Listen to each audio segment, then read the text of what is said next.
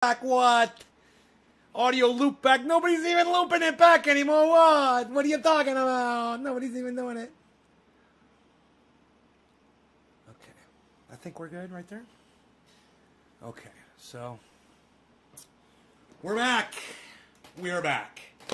We're back. And I have got such stories to tell you about today. So we're going to have a nice talking to. If you guys are looking for that.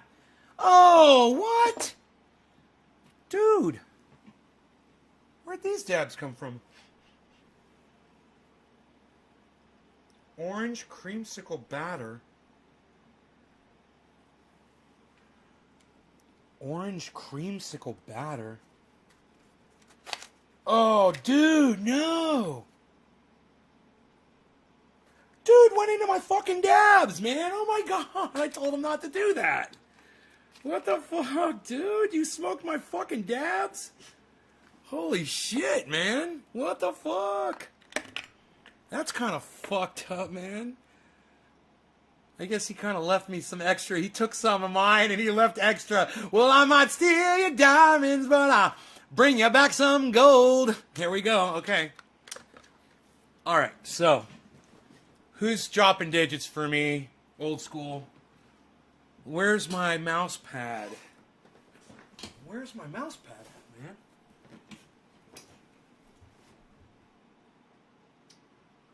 Where the fuck is my fucking mouse pad?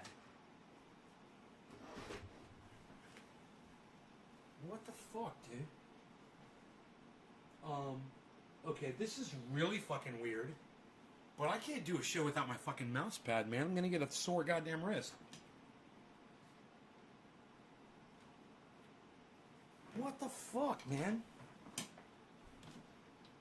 Where would it have gone? Where would the mouse pad have gone? It just disappeared. That is so fucking weird.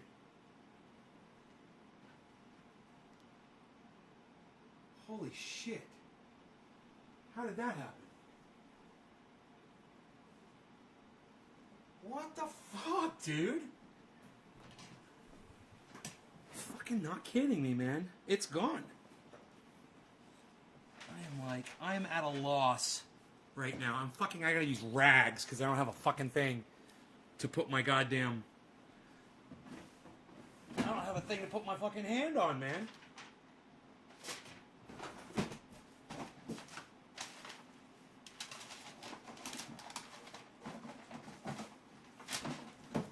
Looking everywhere, man. I don't see it anywhere.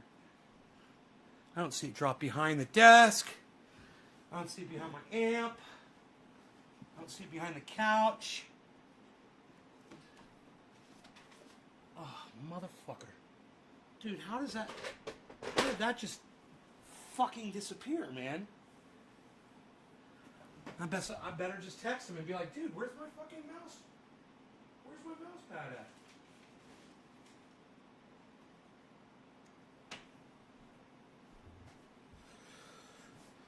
Oh, shit.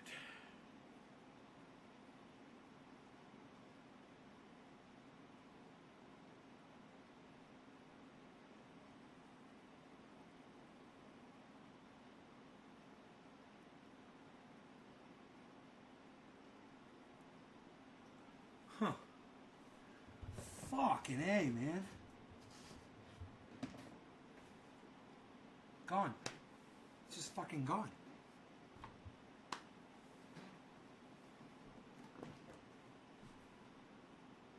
I mean, I'm looking everywhere. I don't know, man.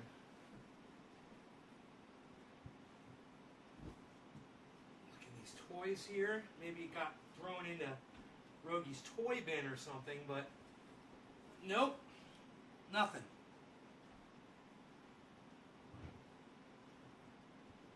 Nope.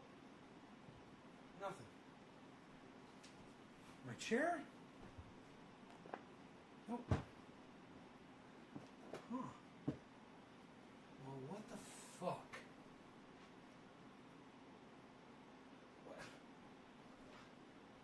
What the fuck, dude? I didn't move any of your computer stuff, he says. Somebody did. Somebody did. Someone grabbed my fucking mouse pad and it's fucking gone.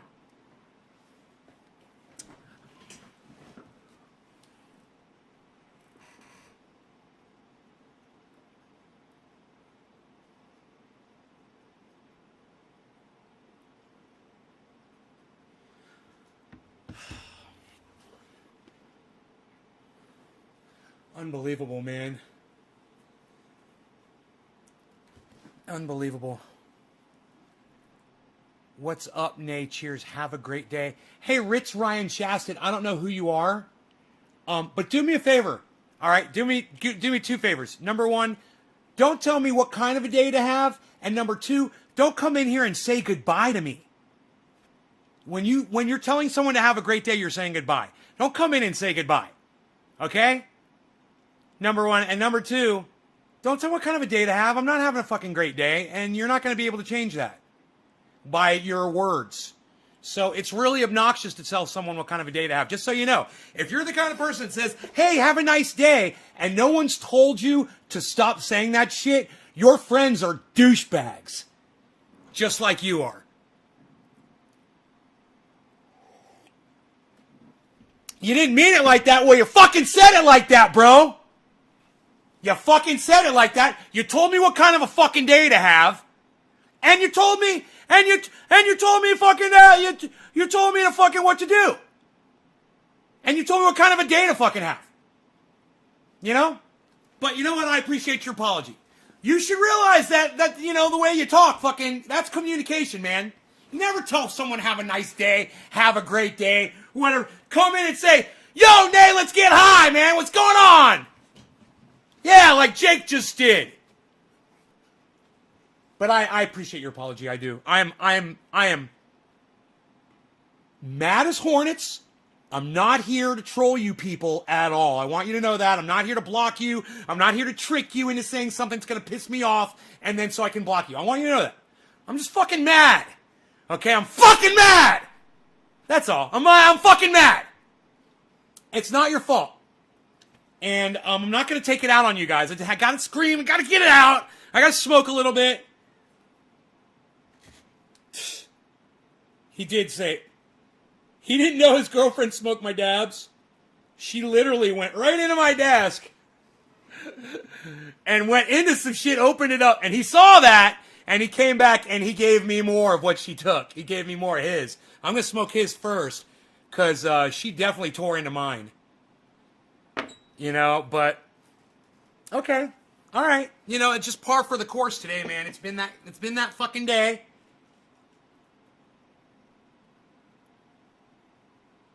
It's been that kind of a day. Yeah, I know, man. I know. I got to be able to fucking scream and yell and find my fucking mouse pad.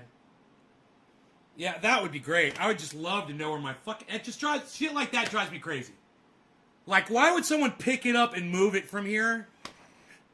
Well, it's a bunch of rags all taped up in a nice pad, and it's fucking gone. I'm like, I've looked almost everywhere, man. I'm running out of places to fucking look. But this kind of shit drives me fuck crazy, man. That is a staple of my live stream show, man. I mean, I always have it. It's always there. I'm looking fucking everywhere, bro. And I'm telling you, man, there's no sign of it anywhere. I'm looking everywhere, man. No sign of my fucking pad. I just don't know why someone would have picked it up and moved it, man. This kind of shit just drives my fucking OCD crazy. Oh, here it is. Whoa. Okay, so it obviously fell on the floor and the dog got a hold of it and ripped it apart. Yeah, and they threw it in there. Okay.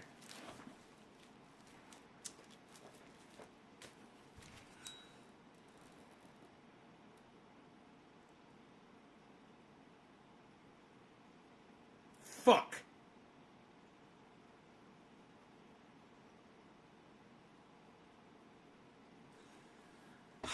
So this was my mouse pad.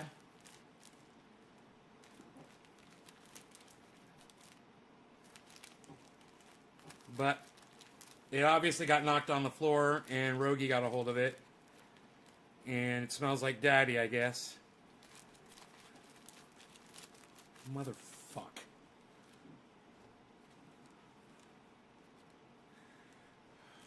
Dude.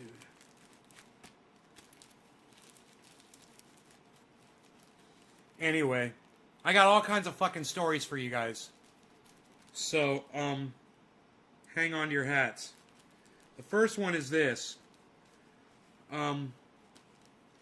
I got out of, let me get some tape to fix this.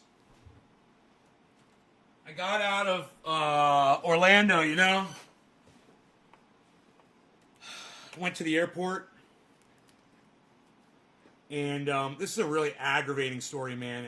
I haven't told anyone yet, but you guys are the first to hear this. And I'll go through it as quick as I can. So I get to the airport, and I go to check in. I drop off my car, no problem. Get to the kiosk there, no problem, you know. And I type in my code for my tickets at the kiosk, and it says no record. So I grab one of the ladies that works there, and I show her. I was like, it says that put your key in there. It wants some. She's like, let me see your ticket. Let me see your phone. And I showed it to her, and she goes, you're here on the wrong day. And I'm thinking in my mind, I'm not here on the wrong day.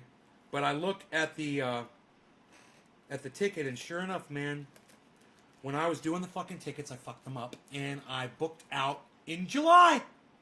And didn't realize it. Didn't even realize it was fucking July. Right? So I had no ticket.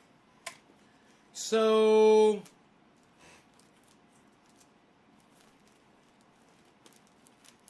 I got a nice new mouse pad now. I think this will work. I'll put a little bit more tape on it, finish it off.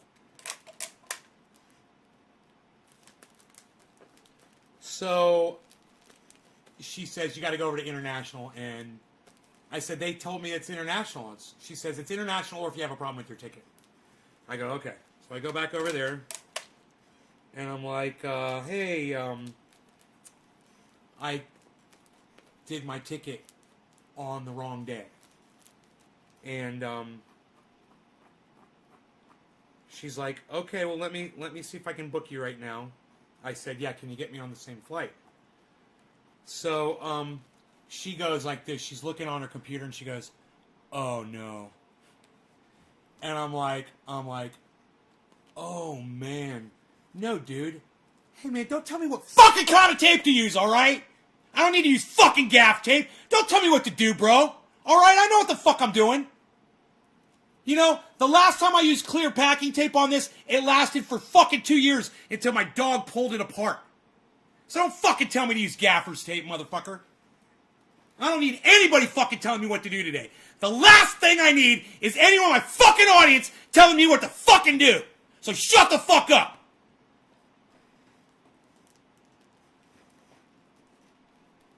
Gaffer's tape. I got your fucking gaffer's tape right here, motherfucker.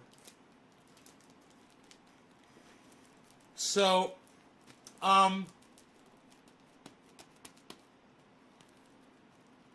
she makes this groan sound, and I go, I'm just like, oh man, I'm not going to get on the flight. They don't have one. It's totally packed. I just thought it was a audio video guy's best friend. Dude, if I wanted this to have stupid looking black tape all over it, I'd go get stupid looking black tape and put it all over it. I want it to look nice, okay? Thanks for the advice. I'll stick with what works, okay? I don't need your fucking advice. I told you I'm in a pissed off mood, and I told all you motherfuckers, do not fucking tell me what to do. None of you on this show, don't fucking make any suggestions or fucking tell me what to do. That's all. That's all I said. I said, I just want to come in here, I'll blow off some fucking steam, I want to yell a bit. I didn't come here to troll you people. I said, but Don't fucking tell me what to fucking do. All right? I fucking hate that shit. I've been doing this shit all my life, man. I don't need anyone to tell me anything ever again.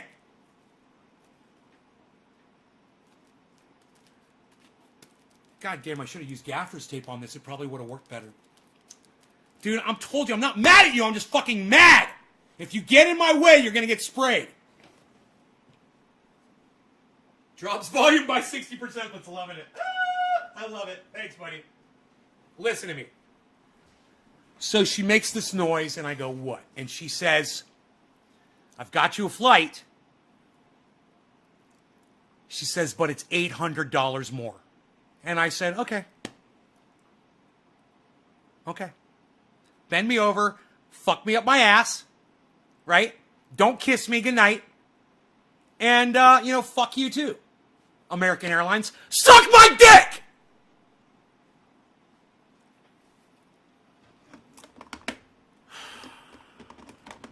So I paid the $800. Come to find out, it's not the same flight. It's a different flight, but it ends up in Sacramento, so that's okay, right? This one goes to fucking Texas instead of Phoenix. It's about a half hour out of the way. It's going to make my trip about a half hour longer. $800 more. Pay $800 more for a fucking extra half hour. Great, right?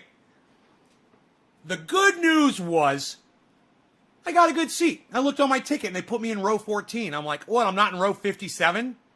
Well, this is a fucking miracle. Okay. So I'm like, all right.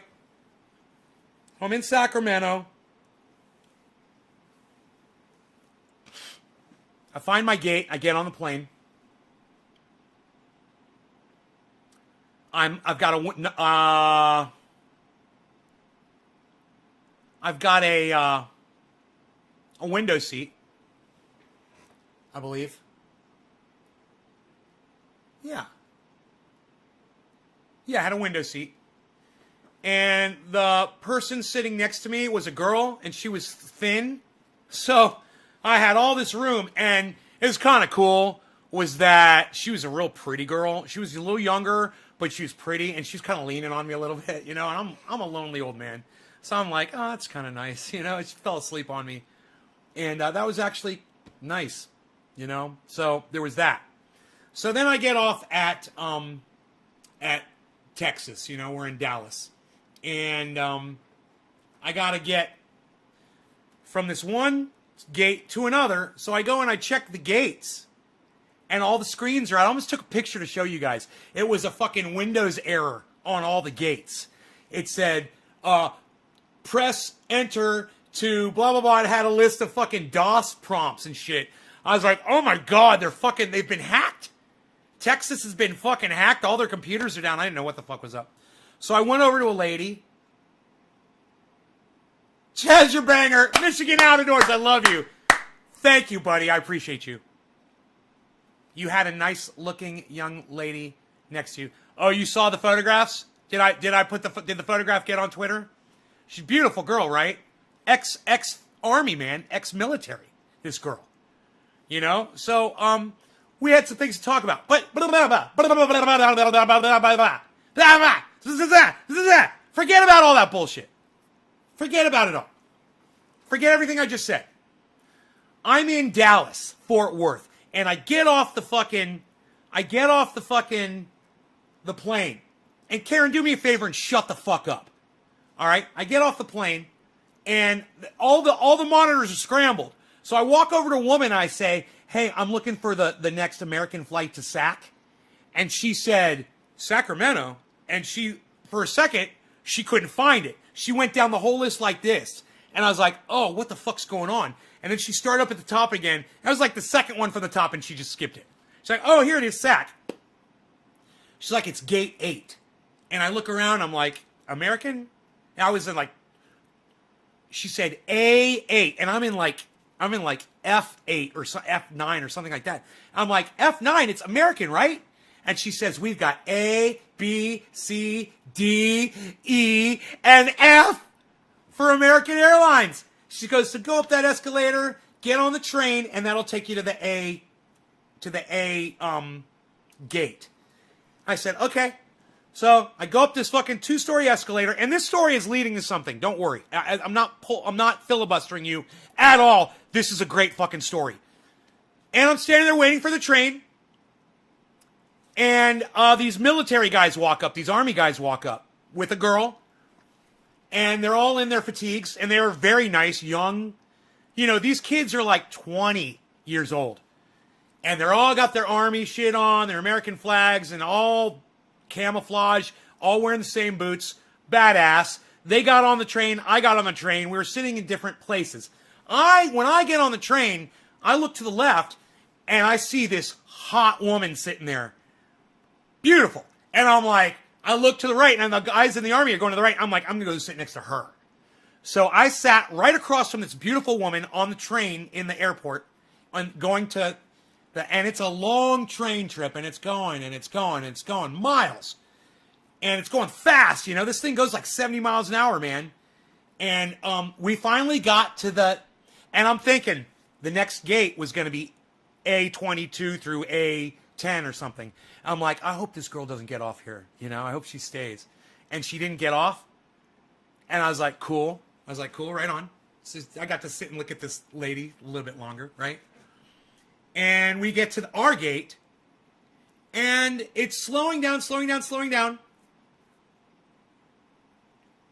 And it stops, and she looks at me. For the first time, we've been sitting across from each other for like 10 minutes. Maybe 7 minutes or something like that. And she looks at me, and she pulls out some hand sanitizer. She goes, would you like some hand sanitizer? It's also a skin softener. I said, no, thank you. I said, I appreciate it, though. And then she says, this smells really good and will make your hands feel baby skin soft. I was like, wow, this really beautiful girl is talking to me. She's offering me something, and I'm saying no. I'm like, maybe I should say yes. Maybe I should start being a yes man. So I go, okay. And she goes, squirt. And I go like that, and I'm like, ooh, that's very nice. She's like, you like the way it smells? I go, yes, I do. It smells very nice. I said, thank you very much. She said, you're welcome. And I got off the train, and I started walking, and I looked behind me, and she was 5 steps behind me, and I kind of caught her eye, and she goes, your hand soft? And I go, yeah, thank you.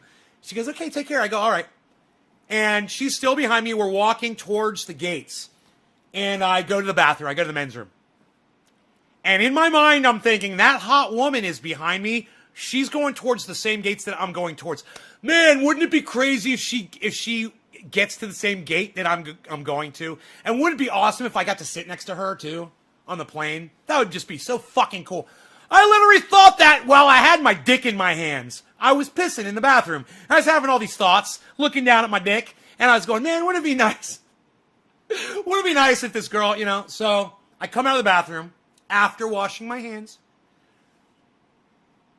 and I start walking towards my gate, and I'm looking at all the gates, and I'm looking for her, and she's got pink hair, and I'm like, I know I would notice her if I saw her, and she's nowhere to be seen, and my heart's broken. I'm like, where is that girl? I was going to go right up to her and say something cute and funny to her. And I got another story that leads up to this one, but we'll get on with that later. Anyhow, so I'm looking at all the gates, and I'm getting really depressed, and then I see my gate, and she's not there either. And I'm like, man, she must have walked past. And I look over to the left, and she's right there, across from my gate, in the hall of the gate, not in the gate itself, but in the hall of the gate, right? She's across the hall on a bench on her cell phone. And I go, hey, Miss Soft Hands. And she looked up, and she got this smile on her face. She goes, hi.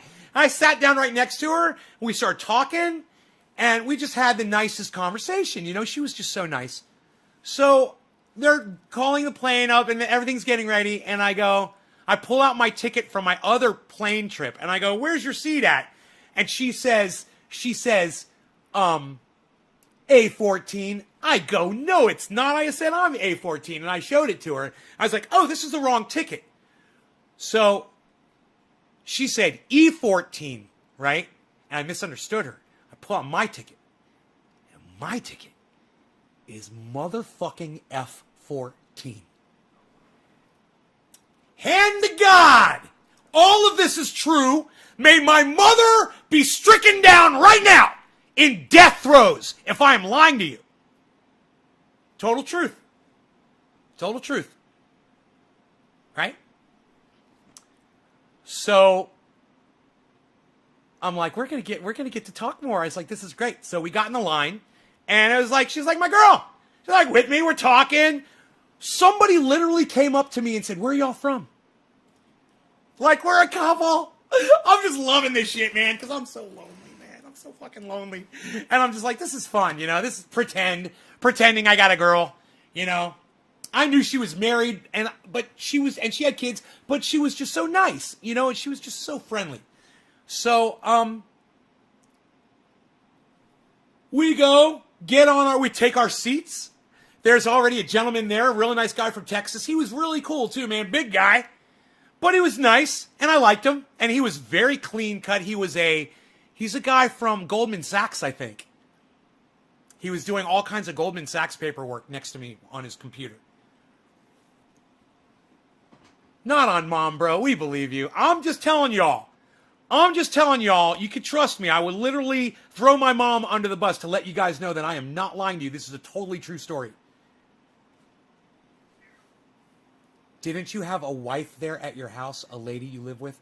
Jesus Ramirez, we broke up and then she died, sadly. And I miss her dearly. I wish she was still alive. I would still call her, you know.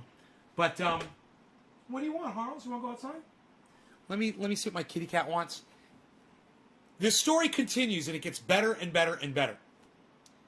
But I don't have to tell you much more of it. You know, we had a really nice conversation. She called up her husband when we landed, and she introduced us. She's like, "This is the guy that's sitting next to me." I was like, "What's up, bro?" He's like, "Hey, man, he's a really cool guy.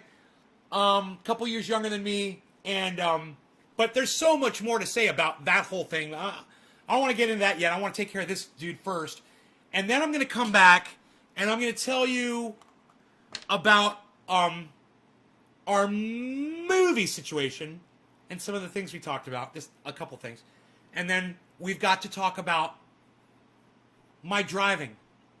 We're going to talk about that too, the drive back. Great story there. You're gonna.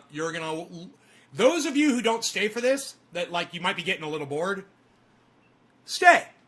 The second story is way better than the first one. You're gonna love it. It's gonna get so exciting. But anyway, let me take care of this. What do you want? Show me. What do you want? Come on. Wanna go outside? Wanna go outside? You got food. You got food. Look at this. You're all fooded up here, dude. Oh, the chair wasn't out. Here you go, Sleeks. Here you go, Sleeks. There you go, buddy. There you go. Enjoy. How about it? All right, so very, very, very long story, very, very short, okay? Here you go. Get on the plane. There's an old lady two rows back. This young woman with a baby comes. This woman is sitting in the aisle seat. And this woman has the middle seat with the baby. And she asks the old lady, she's like, "Hi, I've got the seat next to you, and I was just wondering if you would trade with me because I got the baby and I have access to the aisle." And the lady says, "I am not giving up my seat. I want this seat. I paid for this seat." And the girl was like, "Well, okay, you could keep your little seat then. You know what? That man right there is waving at me, and he's going to give me his aisle seat, and he's going to move over for me. So, you know, you just sit back down in your seat right there." And I'm telling you, the way that girl spoke to that woman, I felt so proud. I felt so alive. I felt so human. I was like, this is how I talk to my audience. You don't let them get away with shit. You got a baby in your hands, and you're just asking someone to do you a favor by switching seats with you? And that lady's not gonna fucking take the middle seat? Fuck that cunt.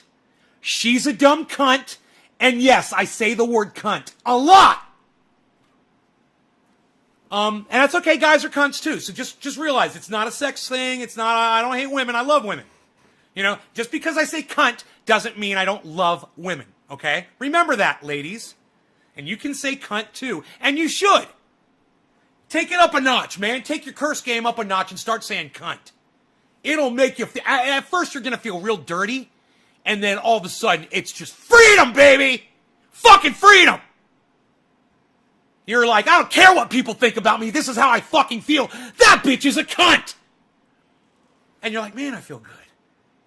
So anyway, long story short, when I was long story, but her and I ended up walking out to the cars together, right? And on the way out past the baggage place, we saw that girl with the baby. And I walked up to her and I confronted her. And I said, hey. And she goes, yeah. I go, I just want you to know, the way you spoke to that woman on that airplane back there, it made me feel so good. She deserved to be talked to like that. And you are a great mother. And I looked at the little baby that was like 6 months old. And I said, you got a great mommy there. And her husband walked up just as I said that, and I walked away. And he probably was like, what'd that guy just say to you? He said I'm a great mother for cursing that lady out on the plane. Okay, more long story short. Here we go, because I got to do it. Fucking dab. Long story short, her and I walk out, and I tell her she just had some hip surgery. And I'm like, give me your address, hook up with me on Facebook, and I'll send you some triage oil for your hip. And she's like, oh, yeah, definitely, thank you. And she checked out Nay's Garden, and she was watching from my mom's house, and she's like, oh, I see what you're doing here. I was like, that's at my mom's house. I don't really curse there. I said, you should go back to my house at California shows and see how I really am, just so you can see what kind of a person I am on my show. And she's like, I don't care how you are on your show. She's like, I like you just the way you are. She was just so nice, man. Everything she said. And I've got some photographs. And she said that she was going to text me the photographs that she took too. But I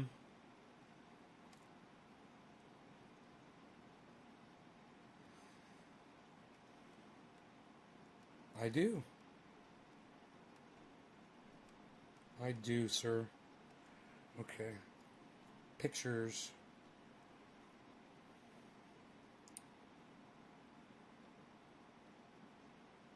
Oh, she's so cute. Look at this woman. Look at this smile on her face. Cute, huh? Isn't she gorgeous? And what a delight to talk to her, and just have someone like that to talk to while I was having a shitty freaking flight, and she made it awesome.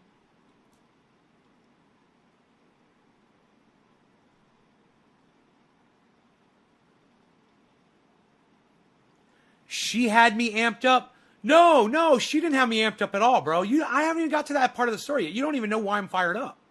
You guys have no idea why I'm fired up. This was us after we got off the plane.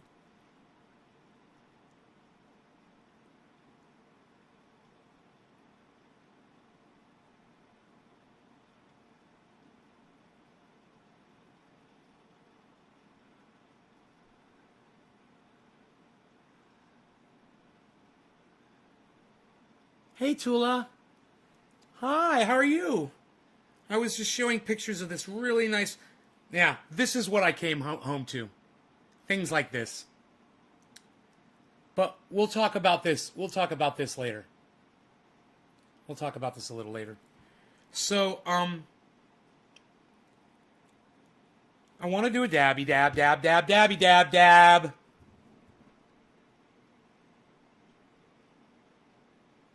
I'm going to try my buddy's dabs here. I will let you know if they're any good. And what I'm trying to say is...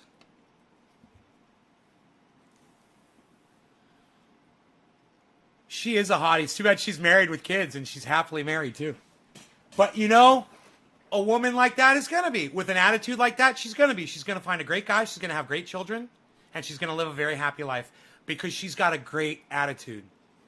That is 95% of the game right there, man. Her attitude is unbelievable. I really thought that people didn't like me. My mom and my sister have really convinced me in me thinking that people won't talk to me because of my beard. I started believing it. And then I was at the Springs with my friend Billy, and he's got a Grizzly Adams beard. Like he doesn't shave at all, so it's all scruff. And I said, Billy, my mom and sister said, cut it off. They both said women hate it. And Billy said, bullshit. Women love beards. Don't let anybody tell you anything different. I said, okay. Because, I'm a little shaky on it, because 2 years. I haven't been with a woman in 2 years. I'm starting to feel like I'm not attractive to women anymore, And then I got on the plane, and then this gorgeous woman just showed me attention and said she wanted to be my friend. And I'm not saying it was an attraction thing or anything like that. I mean, she was a beautiful girl. I was totally attracted to her. But I'm saying it made me feel good about myself. Finally! Why can't I feel good about me? I'm starting to get my 2-pack. I'm working on this. I'm fucking working on this. I'm working on my stomach, and I'm going to do it. And I feel good. I have more confidence now. But the last thing I need is family members telling me that I'm unattractive because I choose to wear a beard, man. And I'm watching TV with my mom, and, guys with beards would come on and, oh, he's so handsome. And I'm like, motherfucker. Really? Really, Mom? The guy with the beard?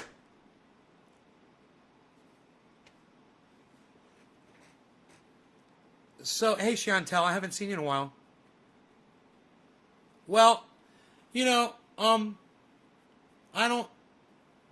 Thank you, Debbie. Aw, thank you, ladies. All of you. Thank you. I need it. I'm feeling this fucking big lately. And I'm telling you, getting on the plane with that woman was the best experience of my fucking life. I needed that right now. But the story gets so horrible. And I know some of you are wondering why I'm so angry. And I'm going to get to it, man. I got to do this fucking dab. And this story gets really wild, man. You guys are just going to be like, whoa. This is going to be like a fucking 2-hour epic show, man. And you guys are going to be so glad that you stayed. Those of you who leave my show for no other reason because you're bored, good. Go fuck yourselves. You're going to miss the best fucking shit. Go fuck yourselves. I don't care. If you're bored right now, go fuck yourself. I don't need you here. I'll tell this story to one person. I'll call my mom and tell her the whole fucking story. It's an amazing story. I just want to tell the story to somebody. I don't need a whole bunch of people here. So, okay, a couple people left. Anybody else? Anybody else want to leave because I'm offending you? Go ahead, leave. Miss the fucking great part of the story. Miss the exciting fucking R-rated part of this fucking story. Miss it. Go ahead. Miss it. I'm the guy you're wondering about. I'm not being that guy, the PG guy. PG guy everybody likes. No, I'm being that R guy. You don't know if you like him or not. You don't know what he's going to do next. But there's something about that guy. Kind of draws you to him. That's one of my favorite fucking lines, man, in a movie. Don't be the PG guy, man. Be the R-rated guy. Be the guy everybody's asking questions about. Be the man of mystery. Love the twinkle in your eyes when you looked at your mom and dad. Oh, yeah, of course. 1 minute. I'm on it.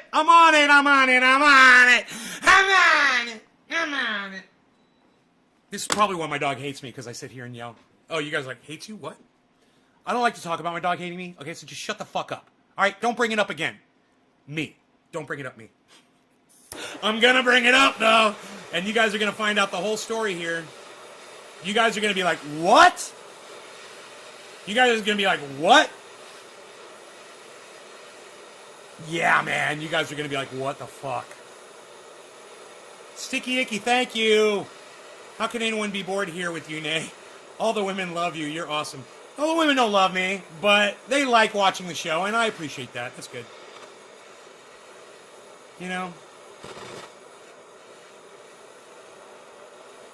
What's up, man? Haven't been on in a while. Guess I got on at the perfect time. Jay Wood!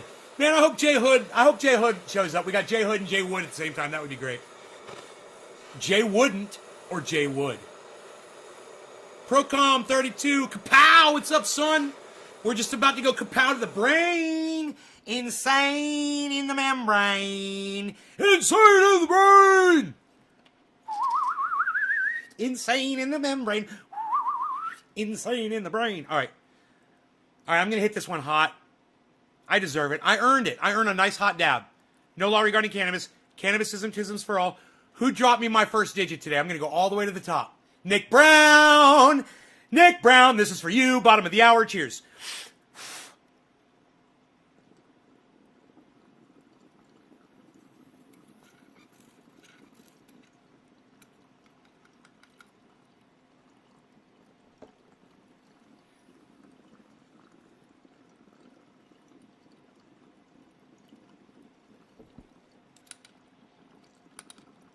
Forgot how to use my own dabber. It's been so long. Oh, yeah, that tastes good. Oh, what? What? What? I said Jay Wood, we need Jay Hood. Jay Hood shows up. What? Jay Hood, did you hear me call you out, bro? I called you out, son. Out to the sunlight. Are you back in Cali yet, bro?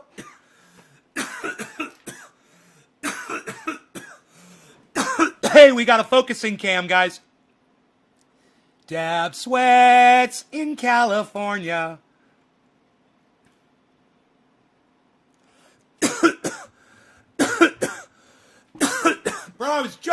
Bro, you gotta go back and see the show 1 minute before you came in. I literally said, Jay Wood, we need Jay Hood. I said we need both Jay Wood and Jay Hood up in this bitch at the same time. And you fucking showed up.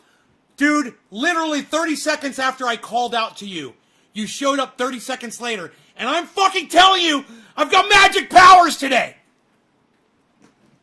I met a beautiful girl on a train. The chances of us being in the same gate were probably 1 in 1,000.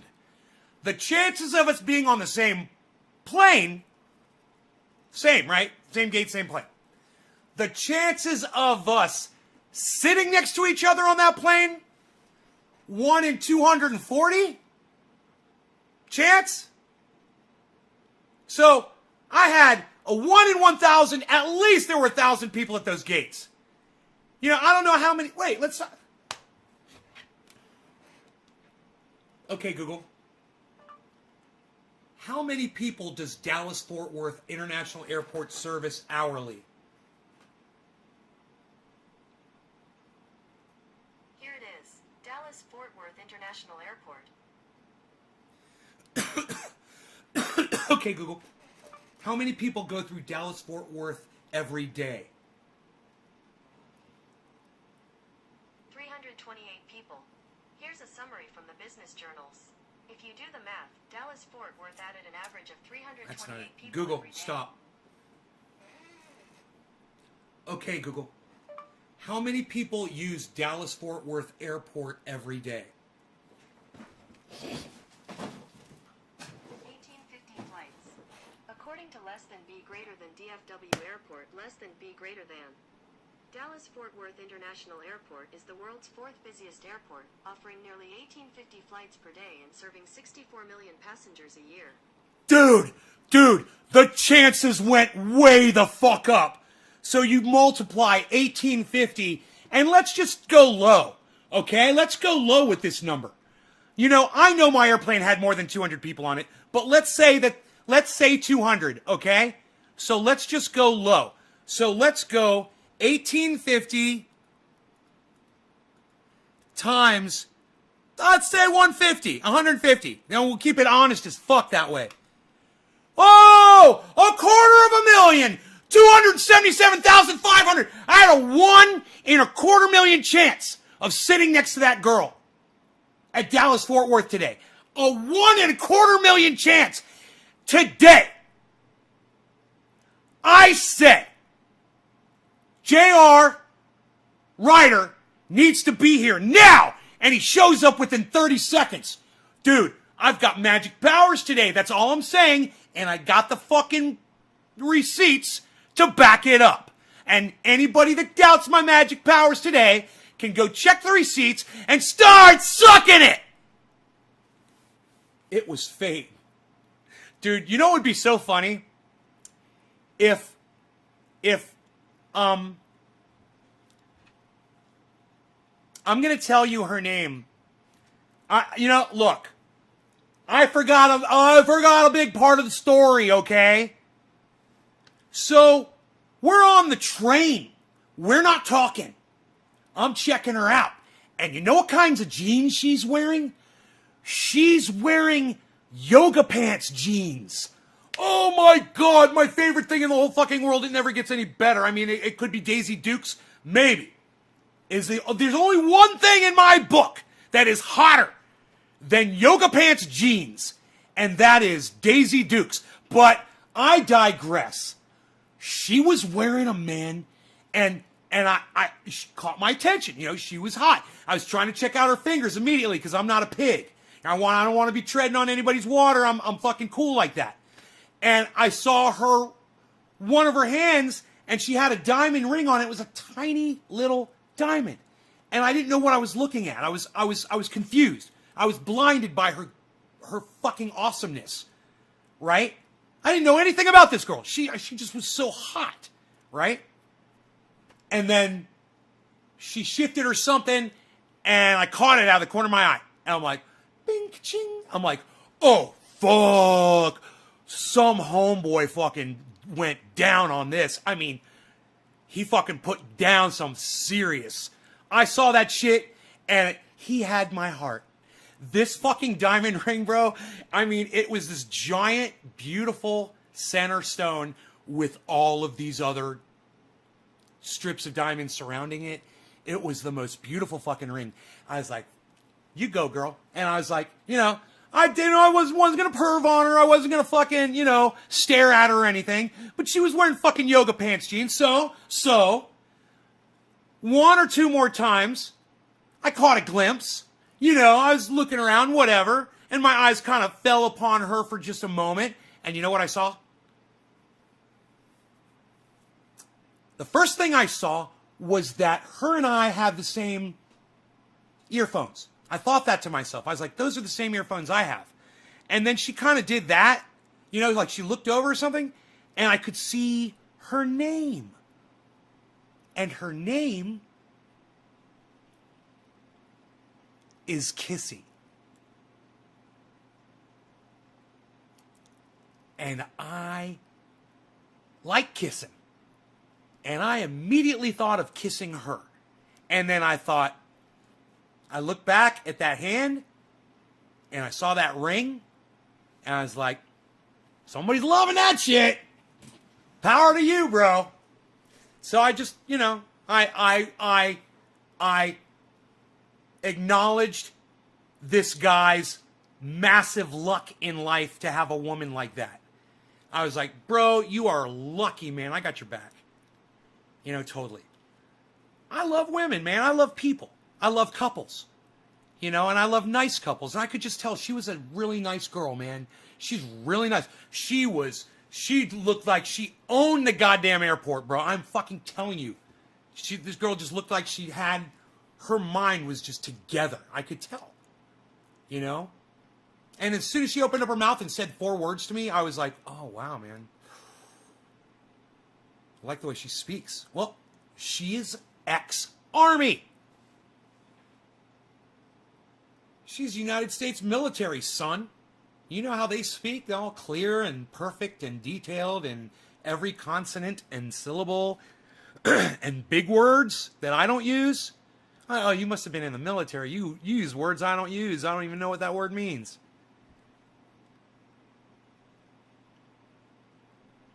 The best ones are taken. And that's the way it should be.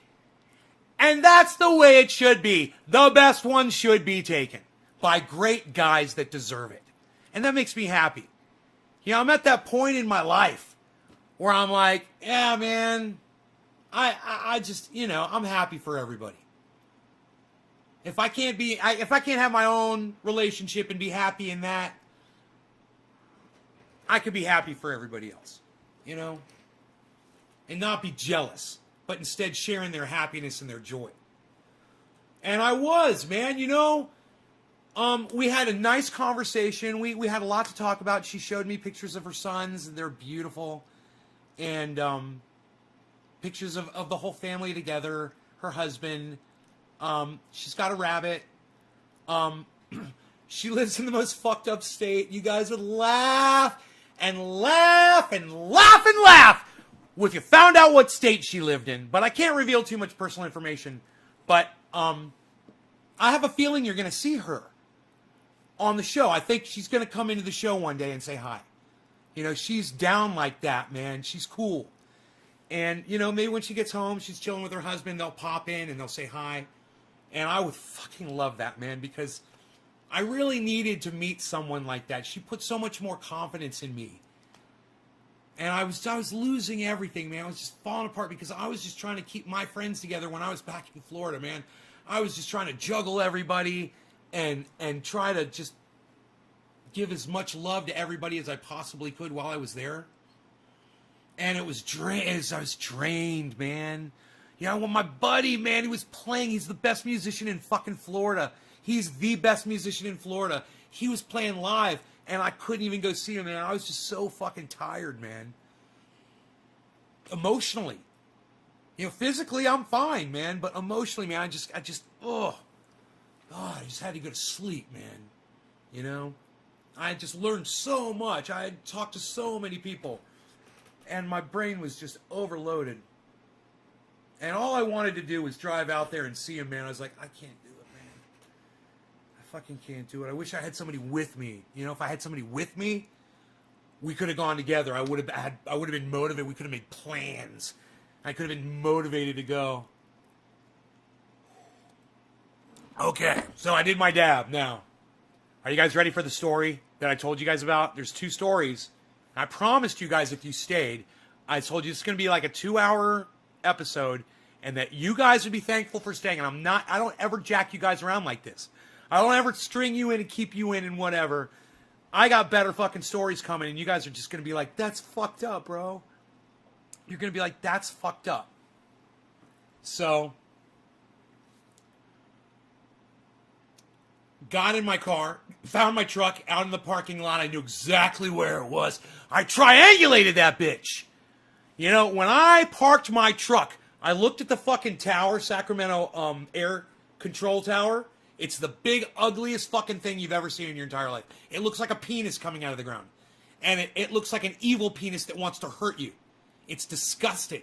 It's the most disgusting phallic symbol I've ever seen in my entire life. Look it up. Sacramento International Airport tower. It's a UFO sitting on top of a fucking a shaft.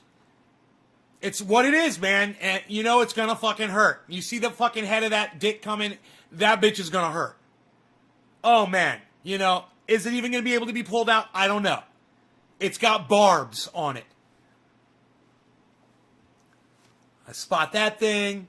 I look at my fucking light pole over here. I got a light pole behind me. I'm looking at the parking lot. The airport's over there.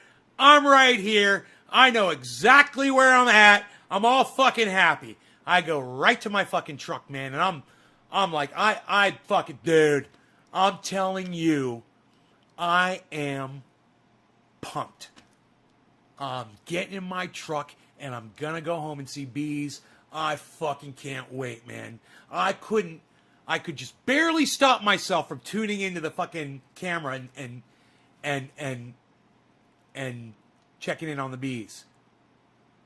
You know, I wanted to check in on the bees, but I didn't. I had some restraint, and I was like, I'm gonna be there soon.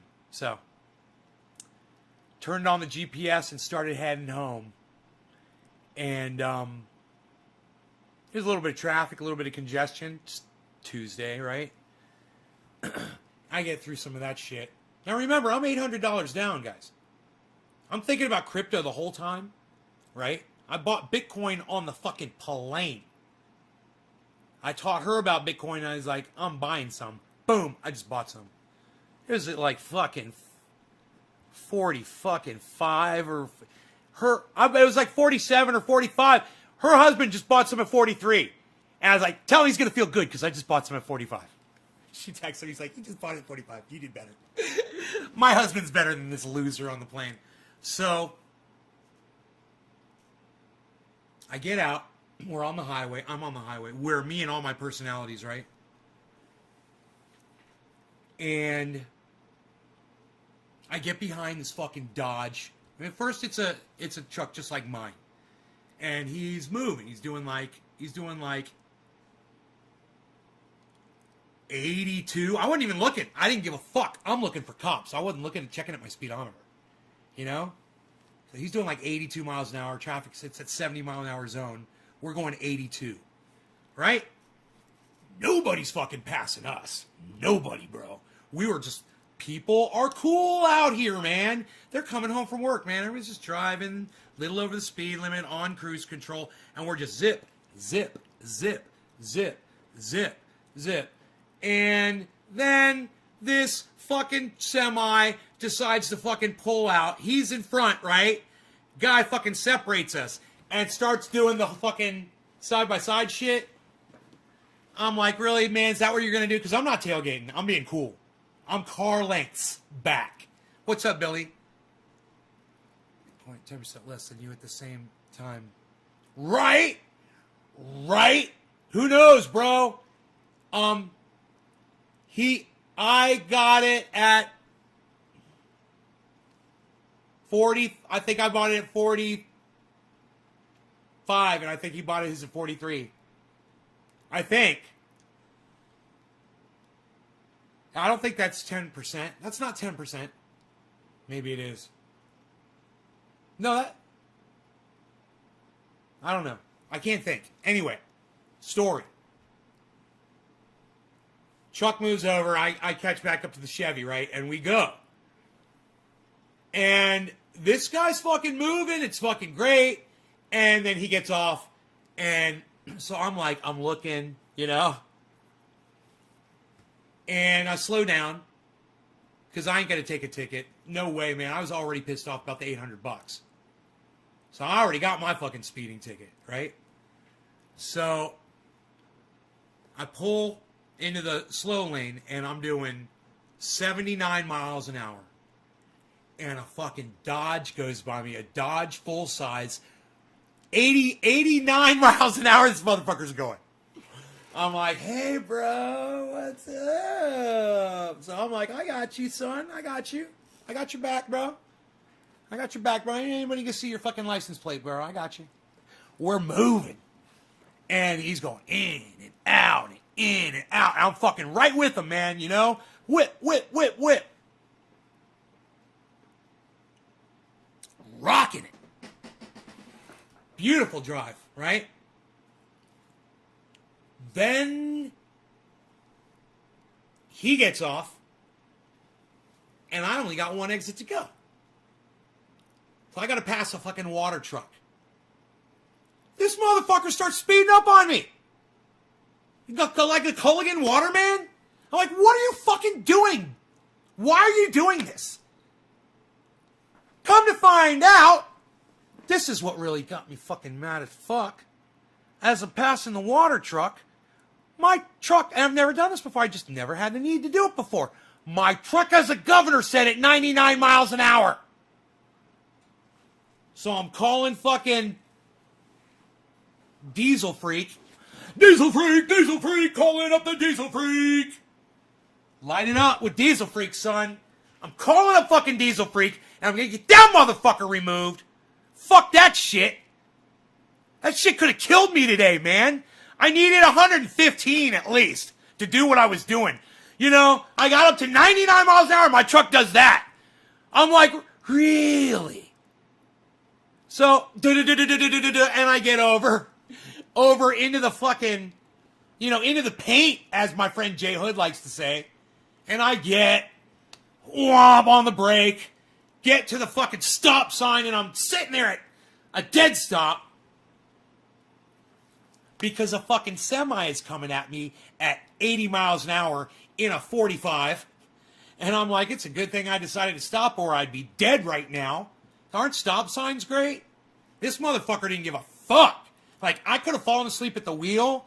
I could have had a heart attack. I could have dropped a cigarette ash on the floor and been distracted, been on my cell phone or whatever. And that motherfucker was hoping I was going to run that stop sign so he could fucking kill me. So that fucking pissed me off.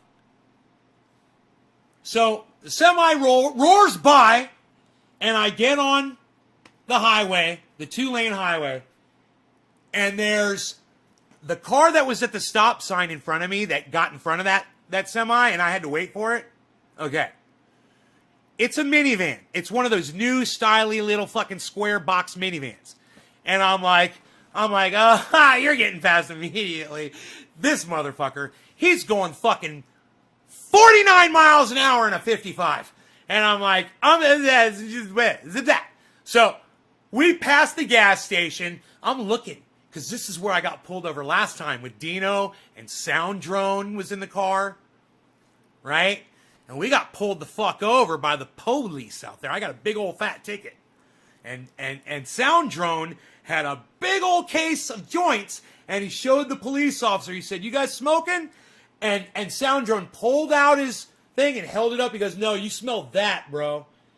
And it was true. Sound Drone's joints smelled stronger than the doobie that we had just smoked in the fucking car. And we did just smoke a doobie in the car. Luckily, I made them roll the windows down a little bit. They didn't want to. And I made them roll the windows down a little bit. I'm so glad we did. That's another, I'm going on the side here. Fuck all that shit. This is the same place. So I'm looking. And I'm like, I don't see no cop. My buddy Dave from high school, he used to say, no cop, no stop. Whip, whip. Probably double yellow. I don't know. I don't fucking care. I went right around that fucking van, right? He was going 49 miles an hour. I started going 69. And guess what that prick started doing? Tailgating me. He's going to tailgate me now. I'm like, oh, are you going to tailgate me in your little fucking box van? You fucking bitch! So I'm going down, I got my cruise control on, and I knew I could go 69 at first, and then I'm like, I'm waiting to see a fucking speed limit sign, because I'm almost positive I'm in a 55 mile an hour zone, and I'm going 69 miles an hour. So I decided to take it down to 63 miles an hour. And I put my cruise control down to 63 miles an hour while we're going 69.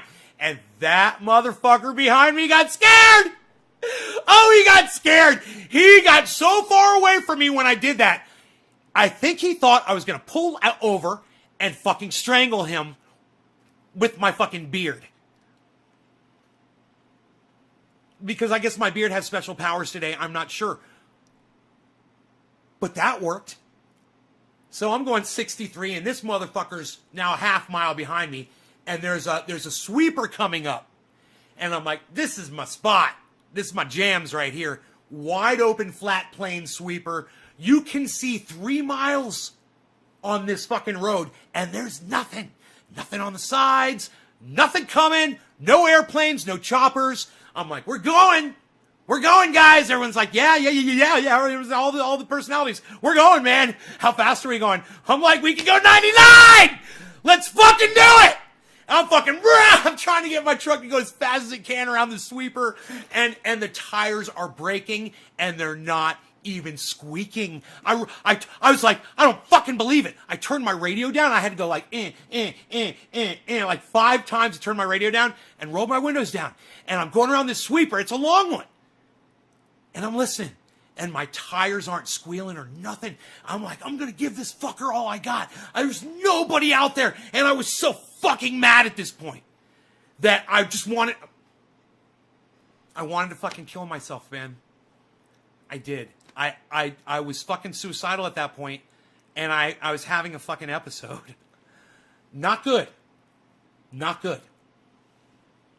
So I go through the sweeper, and it gets hairy, and I'm like, I got to take it back a notch, because now we're getting into the mountains that are, they're turns, and there's guardrails and shit, there's passing lanes, and there's traffic. Usually you never see police out there.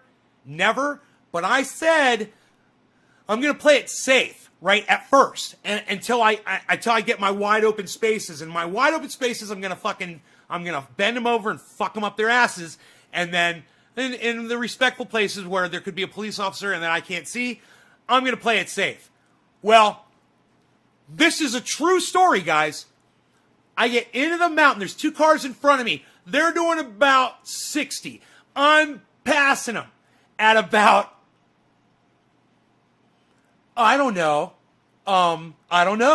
fast, and I had to hit my brakes. You know why? Because 2 fucking police behind each other, boom, came around the other way. And I was so thankful that I was in that group of cars that were going 60 or 65 or something like that. And I was coming up on them, and I was just passing them, man, and I was leaving them, and I saw the police, and then I just kind of sunk back into the groove. And I was like, man, 2 cops. And I'm like, I know one of the motherfuckers saw that shit. So I'm like, okay. So just thinking, I'm like, just play it safe. I'm going to be cool for a second. And we go ahead and we start taking off down the fucking highway. And there's no traffic. And there's a couple cars, and they're being little bitches. And I'm like, well, I can go 99 miles an hour. So fuck all you motherfuckers. Let's see who else wants to go fucking 99 miles an hour. And there was this prick in a van with his wife, okay? And I cut him off because he was driving like a douchebag. You know, he was doing the whole side-by-side thing. He didn't want me to go around him. So as soon as I could get around him, I went right in front of his bumper. Because I don't give a fuck at this point. I'm like, you want to go with me, bro? I was like, I'll take you and your fucking wife with me over this fucking mountain right now. I'm ready. So let's fucking go. Let's fucking end it. I'm ready. You know, we got a 300-foot cliff on the right. And I'm suicidal. And I'm so mad. And I'm driving like this. I got my one hand down because I have that shoulder problem. And as long as I just drive with my right hand, and I'm left-handed, right? I get sick. Billy. I vomited when I got home from San Francisco when my buddy was driving me. But I digress. We'll talk about that another time. Let me get on with the story because it's long and I got to get through it. He's got his wife in the car. And I'm thinking, because I'm always thinking, I'm like, let's see, because I know he's mad now after what I did to him. And he was already being a prick to me by not letting me pass. He was already being a prick to me. And I was not tailgating. I never fucking tailgate. Ever. So you never have an excuse to be a dick to me just because you see me coming up fast. Then I stop at that 2-second following distance and I keep it cool. And I give you your time and you take your fucking time. I never press anybody. But people are fucking narcissistic fucking cunt douchebags. Right? And this motherfucking prick was too. So, you know, I let him know. And I said, you can fucking put your wife at risk. And let's see if she starts fucking screaming at you. So I go 99. And this motherfucker in a minivan, a little maroon, kind of like the color of my guitar pick, like a Chrysler, maybe, I don't know what make it was. I really don't know what the fuck it was. I don't know what the fuck it was. I have no idea. It was a minivan. He tries to catch me. So I slow down a little bit. Because I'm going 99 miles an hour. And I'm like, I'll slow down to about 82 or so. You know, because this motherfucker wants to play. And I'm not going to run from him. I'm going to fuck with him. So I slow down. He's starting to catch up. And I know his wife's getting nervous. And she's probably going, honey, what are you doing? Just let it go. I know it. I know how wives are. I know how girlfriends are. I know this is going on in the car behind me. And it gets dangerous in front of us. There's some road work. There's cars. There's a little congestion. And then there's S-turns coming up. And I fucking punch it. Right when he thinks he's catching me. He's about an eighth of a mile behind me. And I fucking go through this traffic, whip. And then I hit the fucking S-turns and I'm 99 miles an hour again. And I'm going, wow, wow, wow. And I'm literally just fucking hanging on both hands. And I'm going, wow. And I'm like, fuck it, I don't give a fuck. Let's see what this motherfucker does. And all of a sudden,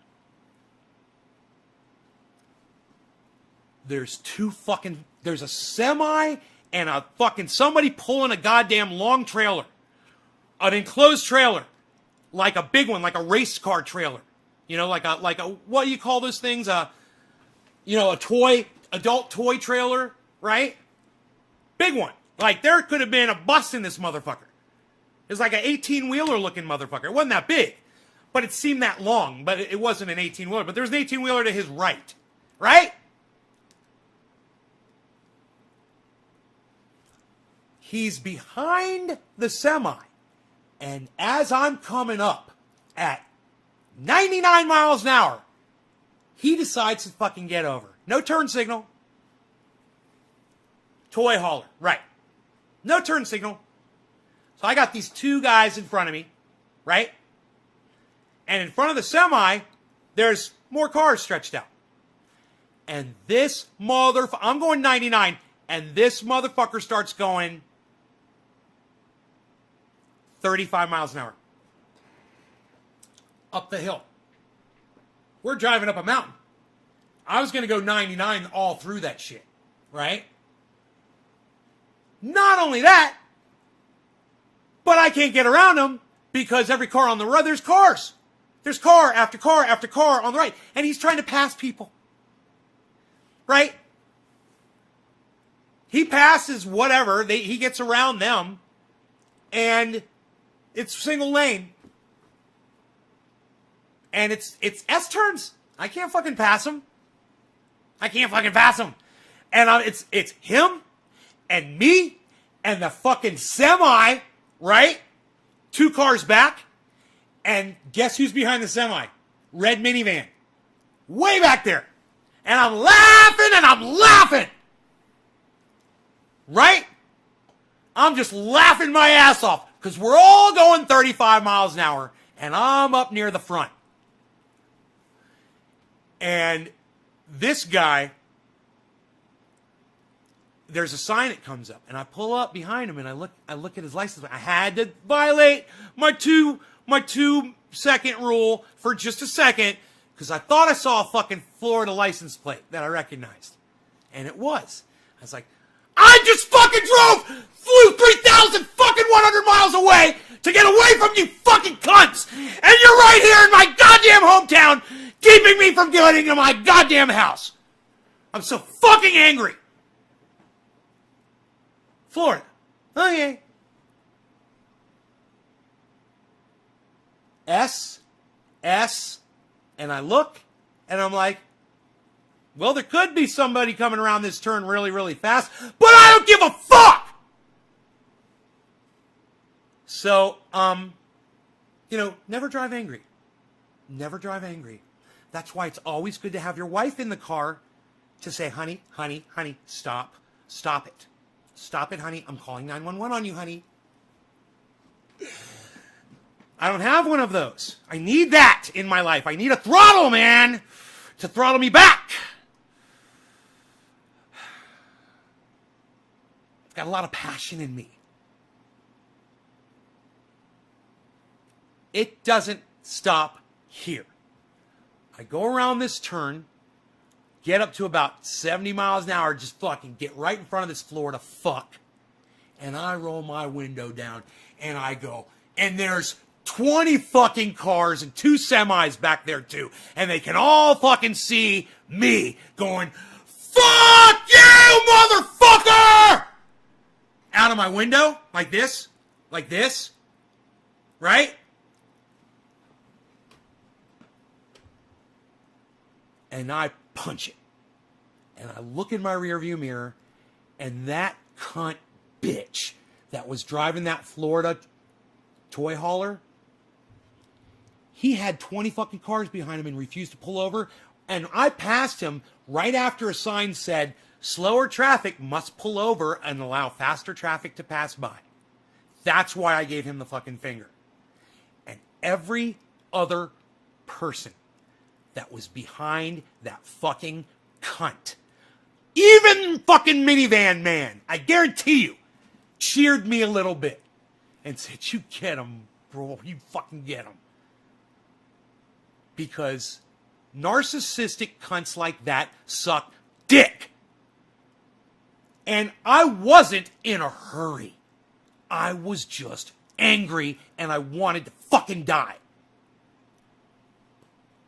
I was a little confused. I was confused. I was a little mentally confused. I don't know what was going on. But I'm driving so fucking fast, right? That I'm trying to cheat the GPS. And I'm looking at it and I'm going, bullshit! We're going to be... They're way fucking faster than you're trying to fucking say we are.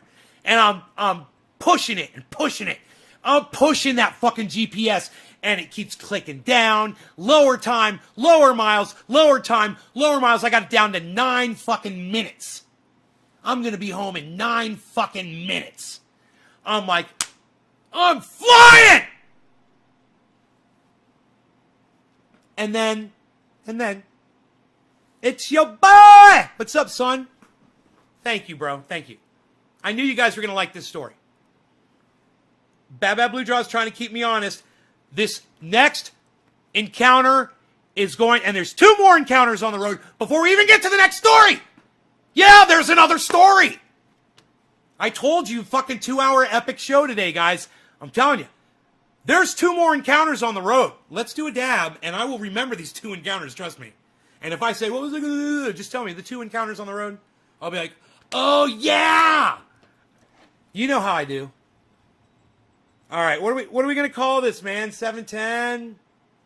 I don't give a fuck. I don't give a fuck about anything anymore, bro. I don't give a fuck about anything anymore, man. Just wait until you hear the final story. It is... And look, people are leaving. Let me tell you something. You people that are leaving, you're going to miss the best story of all. It's got nothing to do with driving a vehicle. And you guys are fucking if you leave this fucking show now. You're going to fuck yourselves. And I don't give a fuck. Like I said, I could call my mom and tell her the story. I'll call my sister. Call Dino. Call Iceman. Yeah, you're not going to like it. You are not going to like the last story. Nobody's going to like it. I don't even think my biggest haters are going to like it. But we'll get to that, man. There's some things that happen to people that no one deserves ever. And I had one of those things happen to me today, man.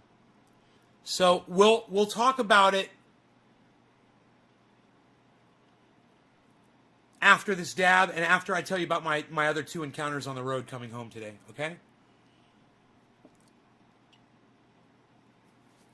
If you guys want to share this in social media, put it in a large group on White Vapor. Put it in a large group on Facebook for me. Would you do that for me right now, please? There's 45 of you here, by the way. If I don't know if you guys realize that, so I'm just going to show you.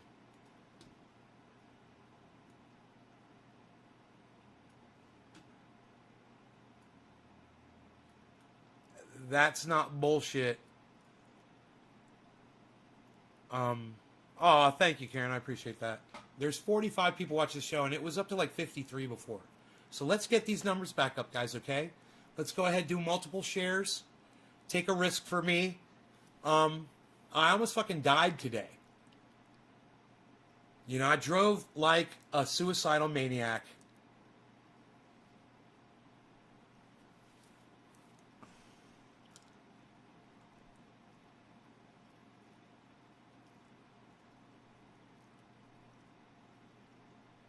God, I don't even know if I had my seatbelt on. I don't even know if I had my seatbelt on.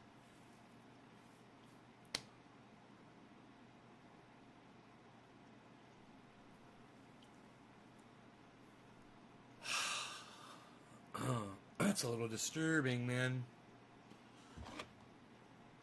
All right, let's do this. I want something to drink, and I've got coffee right here. Oh, and it's so fucking good. It's everything it could be and more. I know, I'll call it Rearview Mirror, starring Eddie Vedder.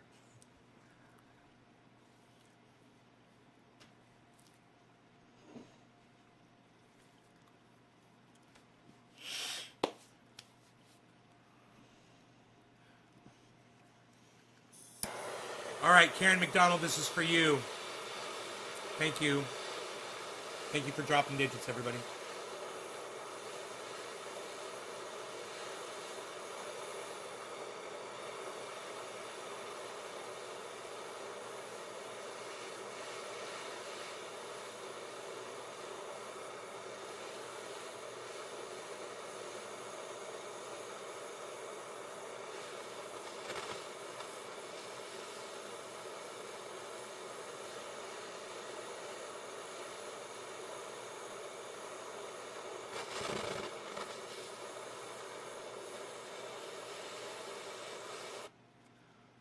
All right. Cheers, Karen. Happy 7/10 to you, Karen. Aren't you fancy and special?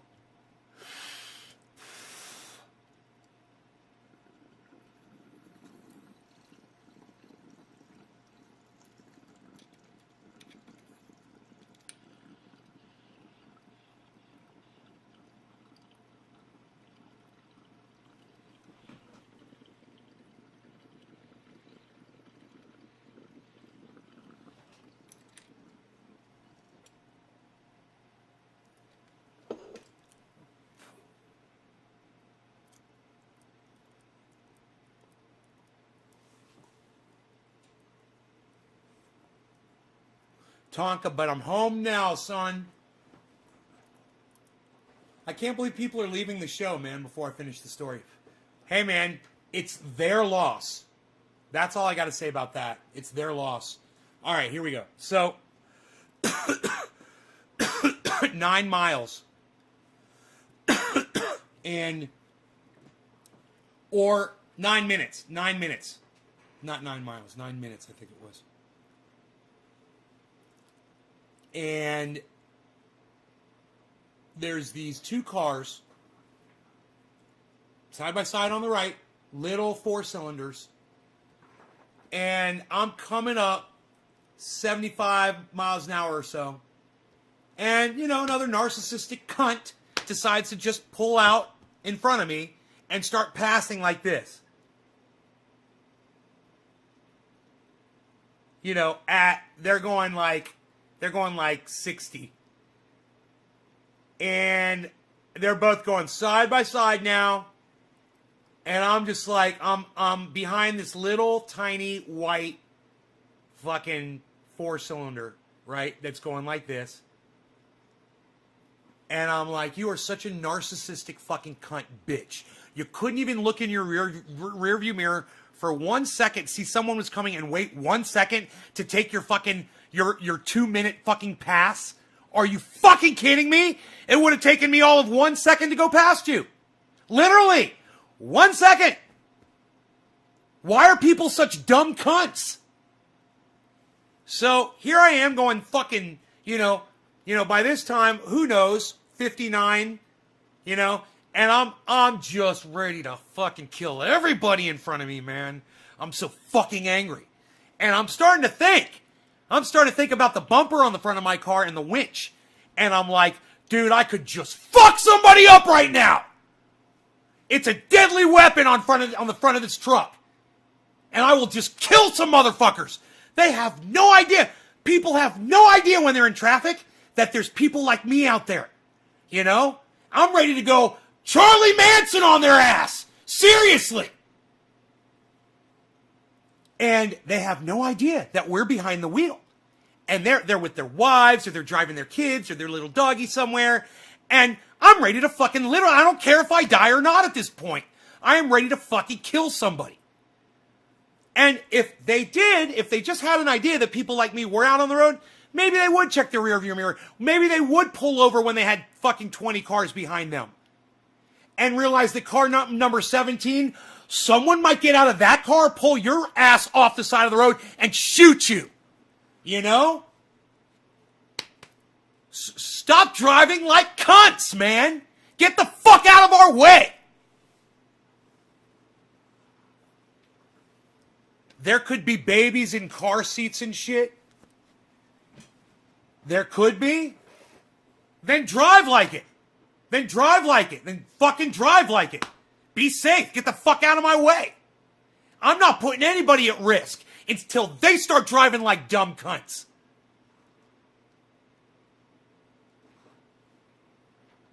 $10 an hour? What, you? You're gonna come be my driver? Will you be my butler, though? Will you be my personal assistant and bodyguard as well? I think you could do all of these things. Like you said, of all trades, hey, you could be my personal entertainer. Entertain me. Entertain me. I wish to laugh. Here's a $10 bill. I have an hour of entertainment. Wait for the last encounter, guys. There's another encounter on the road.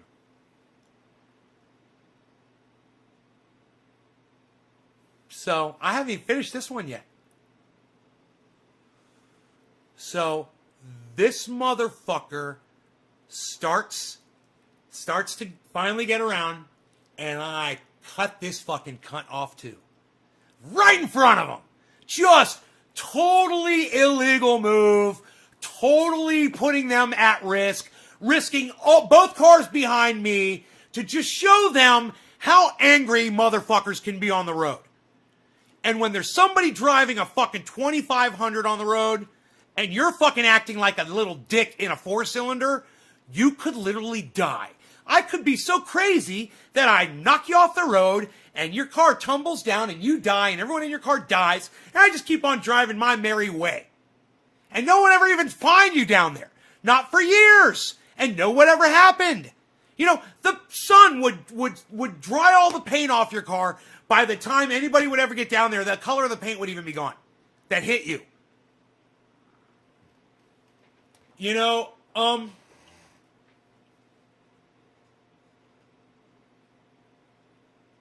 I got around this motherfucker, and I had 9 minutes ahead of me. And I punched it, and I had my windows all the way down. I do this, even though it was with the little buttons over here.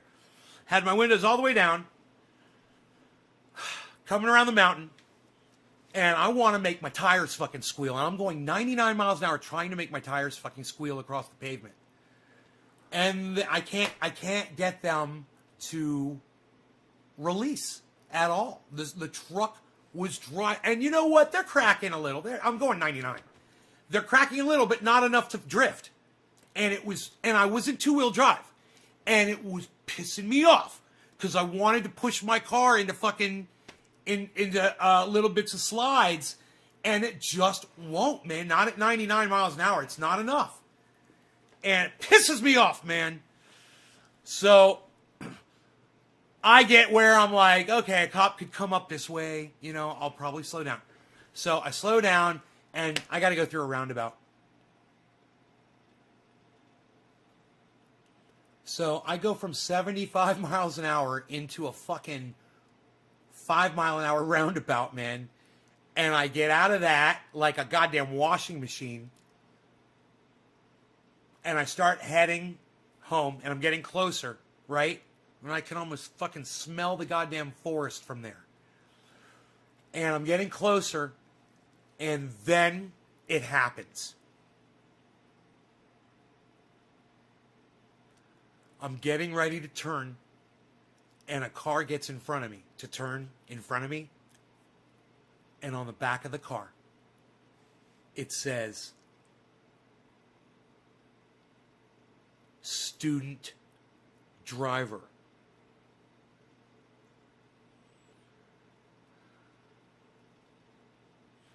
And I'm like,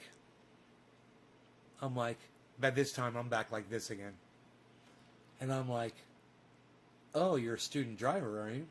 I'll fucking teach you how to drive! You should see what I just fucking did for the last 2 hours, motherfucker. Yeah. So, I'm behind this fucking student driver. I'm like, what can I fucking do that's illegal?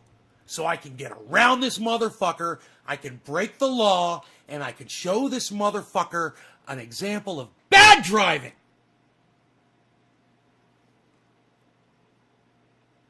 Oh, double yellow line? Perfect! Right? I'm coming up on a long stretch of single lane road where you're only going to have 2 opportunities the whole road to pass anyone, and it's a long road. And I'm thinking to myself, I'll bet the student driver's going down that road. Perfect. I have a perfect excuse to pass this prick. So, soon as we hit the hill, there's cars coming. And as soon as we hit the fucking hill down and there's no cars coming, I was like, right in front of that guy. And I did not cut the student driver off. I didn't cut them off. I went around them. Like I said, I was driving. I stuck out my hand down here. See that? I was driving. I just went around them. Got up to about 80 miles an hour. You know, they were going 55 perfectly. Nice student. Way to go. I go to make my turn down the long road, and I look in my rear view mirror, and guess what the fuck I see? Guess! A turn signal. He's turning! I was right! I almost got stuck behind a fucking student driver. Forever! I wouldn't even been home yet! And the show's what? An hour and 32. I'd still be out there on the road, man.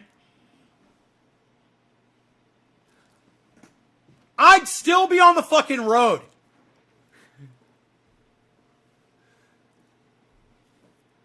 So I got on this road, and let me tell you something. I was a maniac on it. I was a fucking maniac on it. And I went down it like a fucking maniac. And it's not the kind of road that you should be driving fast on. It's dangerous, man. It's very thin, and there's a lot of turns, a lot of S's, man. There's people. You know, you got to be careful and shit like that. You know, dogs running out in the road and shit like that. My friend lost his dog out on that road. So when I go by his house, you know, I go slow. Respect. But what I'm saying is, I finally got my fucking tires to squeal. I was going around turns and they were so tight, and these were 35 mile an hour turns and I'm going 65. I'm just trying so hard, and the truck's like, Arr! I'm like, yeah, Arr! Yeah, Arr! And accelerating into the turn. I'm like, yeah. Oh, dude, there's something about accelerating into a turn when your tires are squealing and you got diesel torque. Oh my God, dude, 65 miles an hour. This thing is so happy. 1,000 RPMs. Dude, 1. The fucking RPM is like that, dude. The red is like way up here, man. And I'm telling you, I'm going 65 and I'm punching my tires, squealing them, going around turns. And I was like, this is what I needed. This is what I needed. And then I hit this road. It's a really bad road. And I beat the fuck out of my truck. I beat the fuck out of it, man. Like the goddamn General League. I was thinking that before I saw that you said it. Yes, like the General League. Exactly.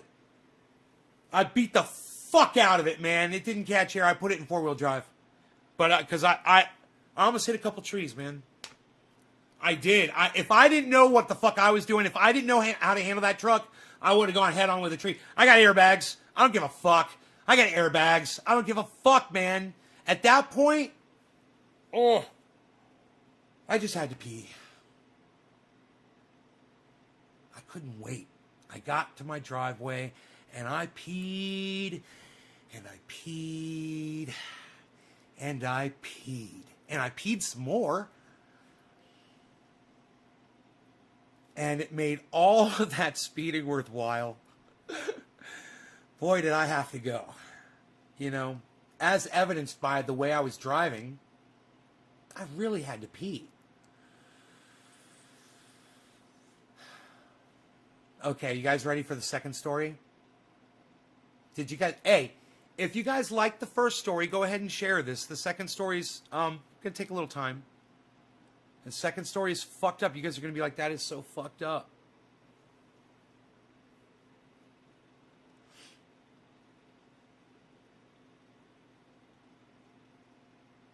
We're lucky to have you here. Bro, I think I may have awakened myself today.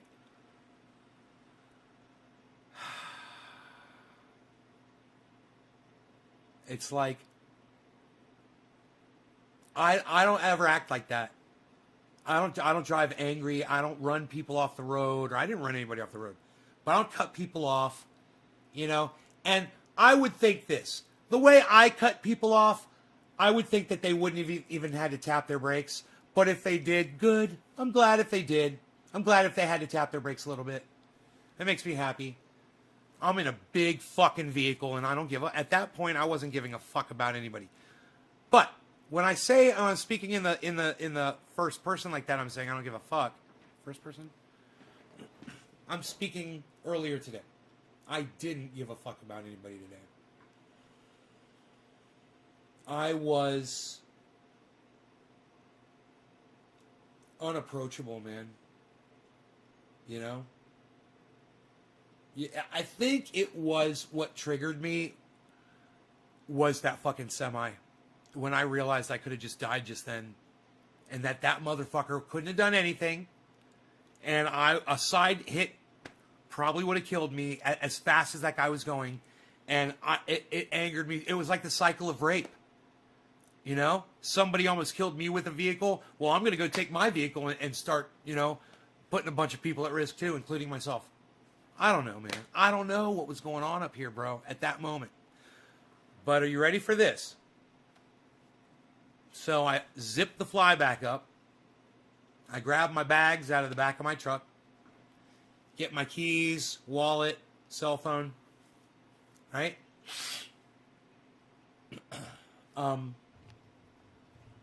Reminds me I could charge my phone while it's sitting right here.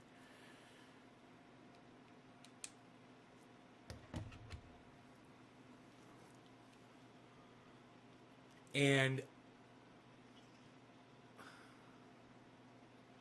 I walk up to the house, walk up to the front door, unlock the door, come inside, and it fucking smells like piss as soon as I open the door. And I'm like...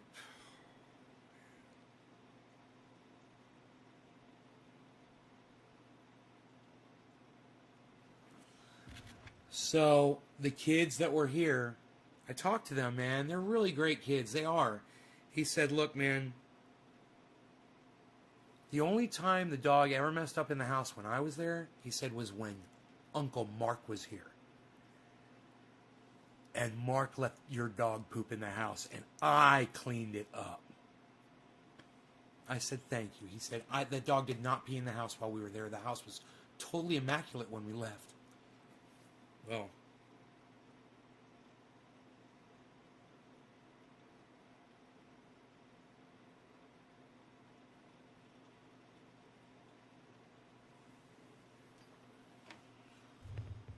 I took a few pictures.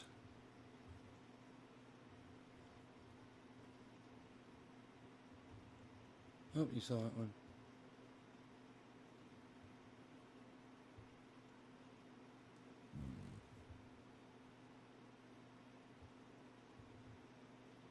That's a good one right there, right in the middle of the hallway, right in front of all the bedrooms, man. Couldn't miss that one at all. And that's what his food looked like. all hard and shit. He doesn't even look like he's eating it, man.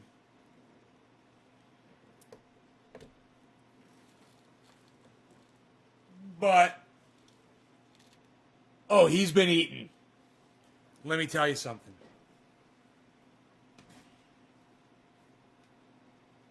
Oh, this story goes on. So just wait. Just wait. That's just the beginning. That's just the intro. That's the freaking intro. So, I come in the house. Rogi's up at the top of the stairs.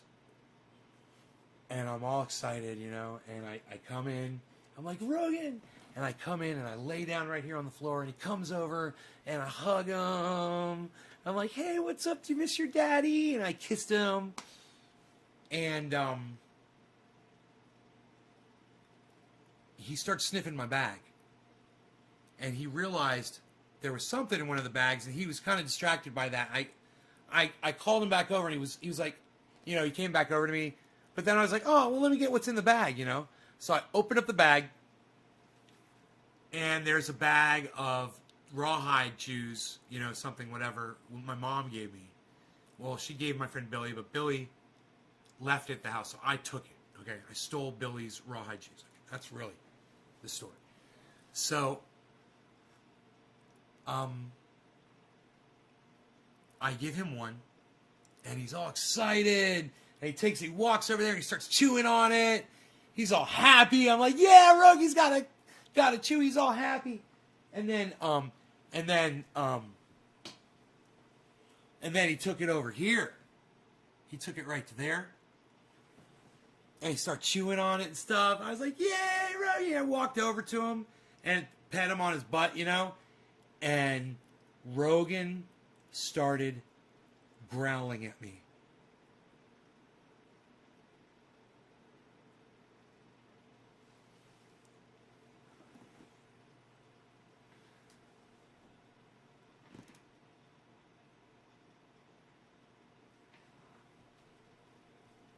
And I looked at him, and he looked at me, and I was like, well, I'm not going to fucking smack him on his nose right when I come home from a trip and I haven't seen him in 7 days. You know, backed away from him. And I was just defeated, man. At that point, it didn't just let all the air out of my tires, man. It was like I backed up over one of those one-way razor fucking teeth thing that rip tires up. And it just got all four of my tires that way. Like, there's no recourse, man, you know? That's how I felt. And, God, man, you guys know how I feel about the dog.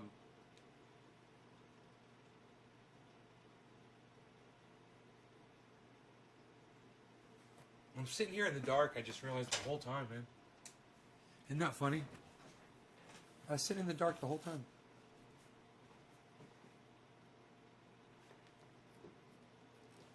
Hey, it's your boy. No offense, dude. But I'm telling like these epic stories to my audience, and you're being a little narcissistic right now. All right? Can you look into that? What, you think my shit's done, bro? You think I'm done?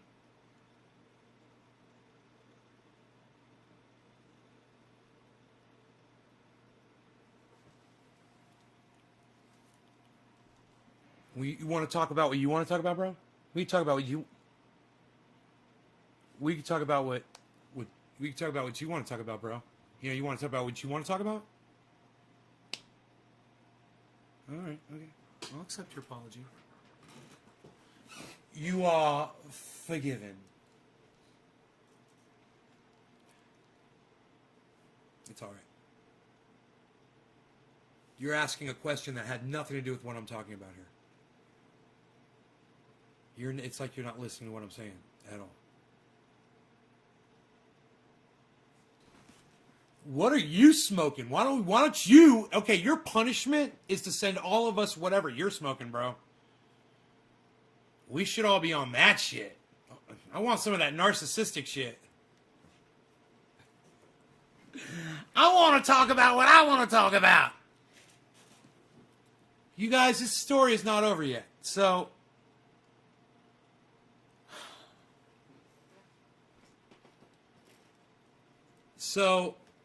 I open the door and I tell the dog he can go outside, you know,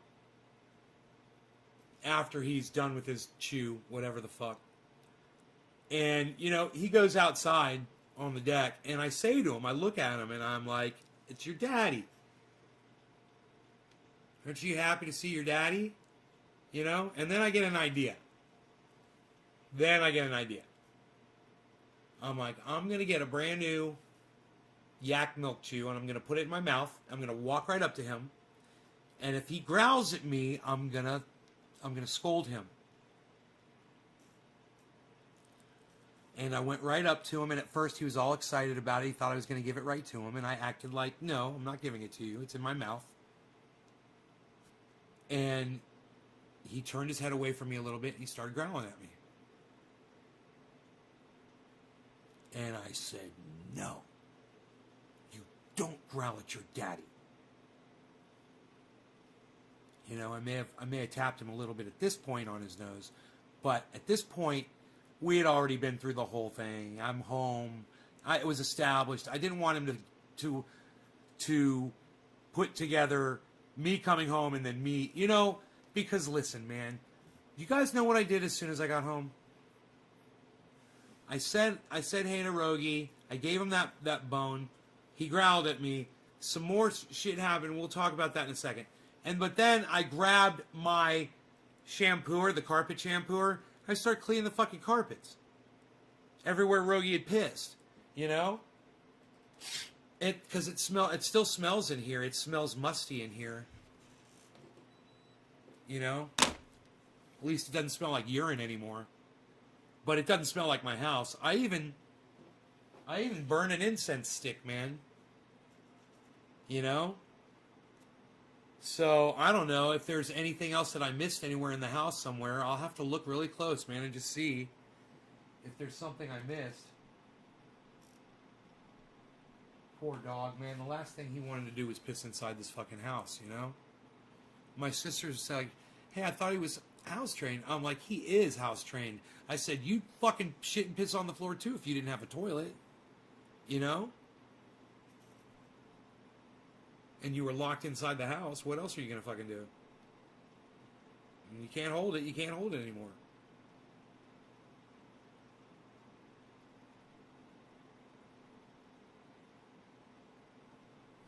Did I leave Rogan alone? No. The people who were supposed to watch Rogan left him alone. I've been in Florida for the last 7 days, bro. I've had 4 people helping me watch this house. And Mark totally let me down. It was Mark, man. And he won't text me back or nothing. I'm so angry at him. You know, he's so fucked up, man. And his little nephew and girlfriend offered to come over here and clean up. I said, no, I've already done it. And I don't blame y'all. I asked them how much they wanted me to pay them, actually. It's going to cost me $300 to get the carpets done. You know? $800 because I booked the wrong goddamn day on the flight. I got to pay them. I wouldn't mind paying my other neighbor and Mark for coming here and, you know, at least feeding the animals. But he didn't do shit to my pond. It would have been nice if he had taken the shit off the top of the pond with the dip net, you know, once. Or blown off the deck once with the fucking blower. Or swept my fucking floor one time, you know. I'm assuming they vacuumed because the carpets are actually not bad. They're not that bad. I don't know. The carpets are not that bad. They may have actually vacuumed. I'm not sure.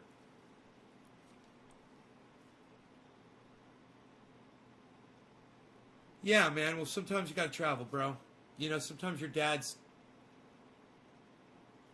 on the verge of never saying another word for the rest of his life, bro. And you want to be there to hear his last words. You know? It's important. You know? That's more important than my dog. And what I found out today was this dog doesn't give a fuck about me. And I literally considered killing myself over that, and I considered giving my dog to Mark.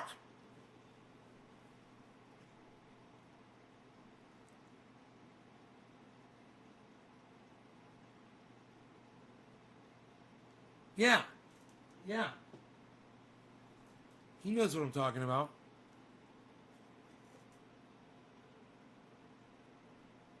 No, he doesn't, man. He doesn't fucking love me. He doesn't, man. He's a dog, bro. He's a fucking dog. And, I was fucking shocked when I came home today, man. Yeah, so he's mad at me. He wasn't locked inside my house for a week. They had people living here. You know, for 5 days there were people living here, letting him out all day, taking care of him, feeding him, playing with him. You know, it was the last 2 days that Mark was here at night and then went to work, and then my neighbor would come and let him out. And my neighbor came at least twice and let him out 2 times. It wasn't that much. It was only 2 days, man.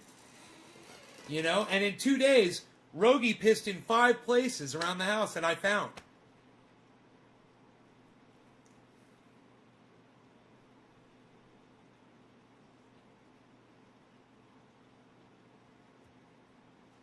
Yeah. Yeah, I guess so, man. Fucking breaks my heart, man. I'm like,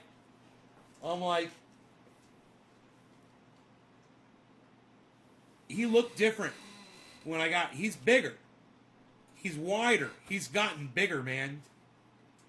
He looks more like his mom every day. But it's like his attitude changed, man. Fucking growled at me. Growled at me twice. And that shit just don't fly, man. You know, give it a couple days, he growls at me again, he's going to get immediately corrected on that. You want to go outside, buddy?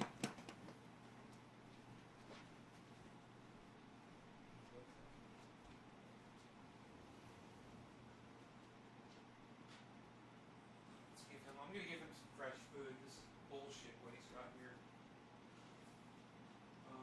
Here. Let me just give it to you in this, bro. Fresh food and fresh bowl.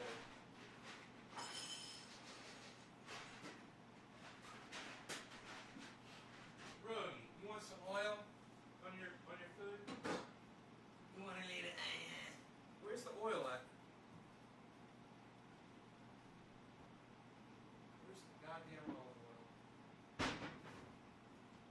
Brody.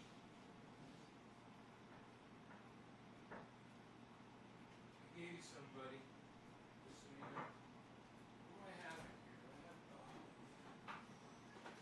Okay, I got some OJ. Get a little bit. Alright, a little bit. Drink it. I don't give a fuck.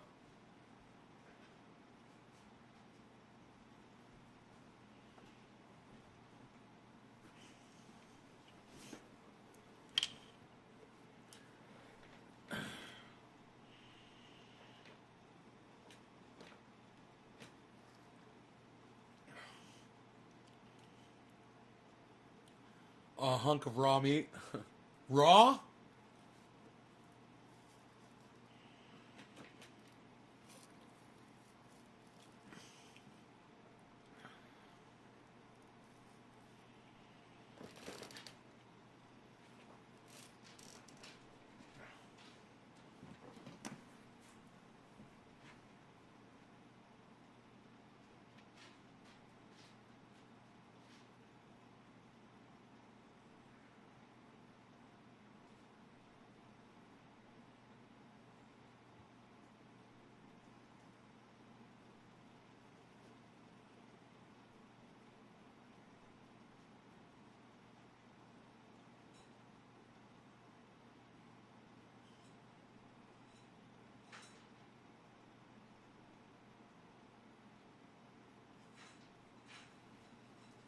Cool. He's eating. He's eating his food. I gave him a fresh bowl of food. He's hungry. I'm hungry. I'm pissed. And, I need a goddamn therapist, man, you know? Fuck.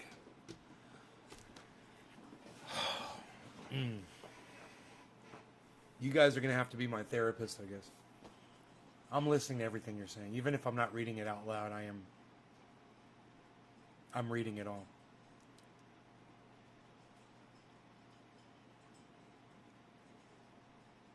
Alright, Dice Man. Oh yeah, raw meat? No shit.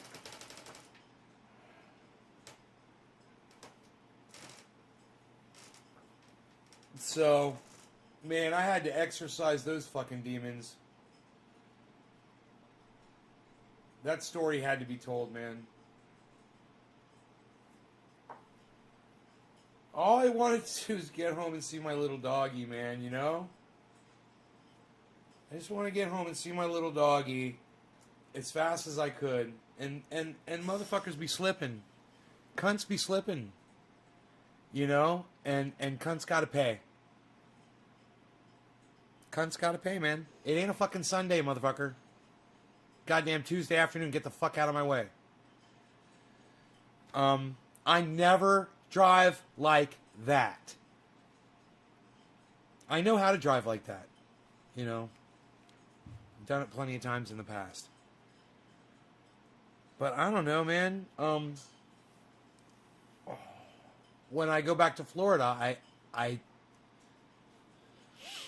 don't know, I bottle things up, you know?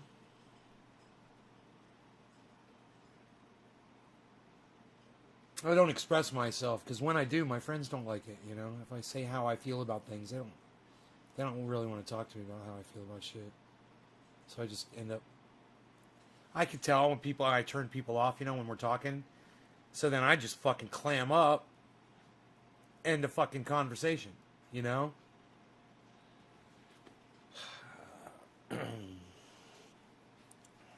So, you guys are fucking psychos. When I realize how fucking crazy I am, and I realize that you're cool with that, you guys are okay. We're all cool, we're good. You do you, Nay, we're good. It's some wholesome entertainment for us.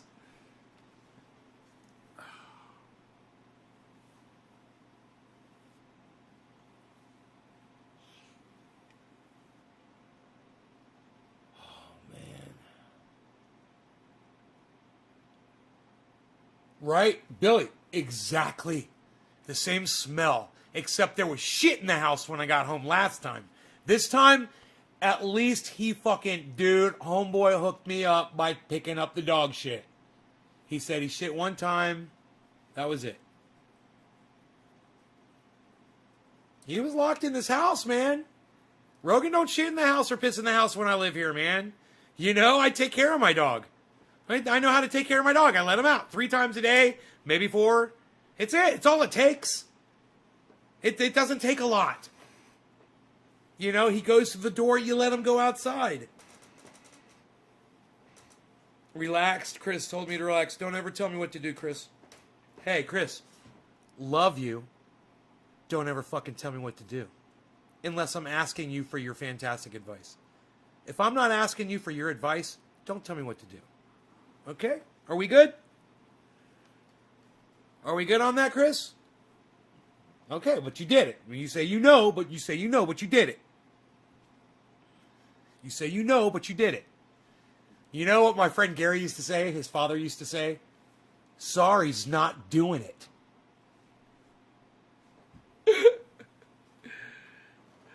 My guy, all is well in the world. Be a zombie and get in line. Yeah, right? I had to. Sorry, I know, Chris, you're good, man. I need it. I need a good talking to. Like that talk I had with that girl on the... hey, man, I hung out with my friend Shannon. I wish I had a photograph of me and her together. I didn't think to fucking take one because I'm an idiot. But, man, she's beautiful, man. I love her. I love fucking Shannon, okay? Thing is right after I left Orlando, just like a year or two after I left, and her and I were really good friends, man. She hooked up with somebody and she's been with them ever since. And happily ever after, man. They're doing really good. You know, she's really happy, and I'm happy for her. And she loves hanging out with me, man. And she loves smoking and getting high. And she loves talking, and she made me feel so good, man. Because she likes hanging out with me, and she's so beautiful. And she's not just a pretty girl, man. She is a pretty girl. She's a fucking knockout. But, oh, man, her heart, man, her heart. Any one of my friends that has ever met Shannon, and you ask Rob Mulligan, he'll tell you, man, because I met her from Rob. And I'm so thankful for that, because her and I have really bonded over the years, man. We've stayed in touch, and she always wants to know when I'm coming back to town. I've always told her she's got an open invitation to come out here, you know. We just love hanging out and smoking together. And she made me feel really good, man. All my friends made me feel good. Adam and J Hood and Iceman and my friend Billy and Bill and Marshall and Kimberly and Ricky and Billy's mom. We had her 92nd birthday party down there. And my friend Dave. And there's more, man. That's 10 people right there. And of course, not to mention my mom and dad. Of course, my aunts and uncles. So I got to hang out with my aunts and their boyfriends, man. My uncle, my aunt, and her boyfriend, I should say. My sister, my brother-in-law, I love. And all of these people have such a fantastic influence and a warm, wonderful influence on me, unless my sister and my mother tell me that I need to cut my fucking beard off. And I gotta tell you, man, it's goddamn offensive, man. It's gotten to the point now where I'm so fucking sick of it that I literally just want to fucking kill myself over the shit. You know, it just adds. It adds. I know when I say this shit, it's fucked up, man, and I'm sorry, man. I'm sorry I keep saying kill myself and all that shit. It's not as bad as that, man. It's just that these things all fucking add up, and man, I guess I hadn't smoked cannabis all freaking day. You know? And I'm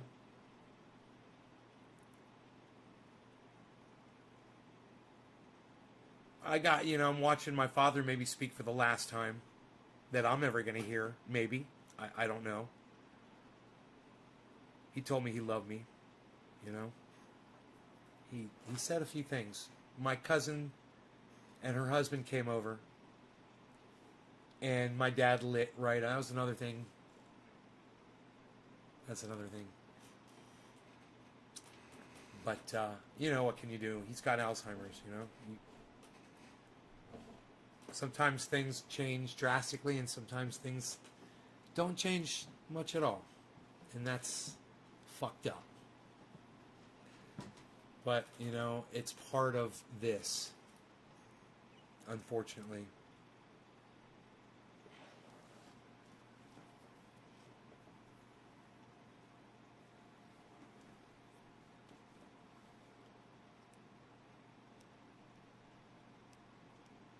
That don't cut the mustard, Crazy Karen. When I come back from visiting my parents, I just feel this feeling sad. Time goes by, but this is life. Dude, my mom's doing good. You know? She's doing really good, but this is just fucking killing her, man. I can just see it. I know it. I can feel it. I can feel it, man. Fucking, he's killing my mom, man, you know? My dad is killing my mom right in front of me.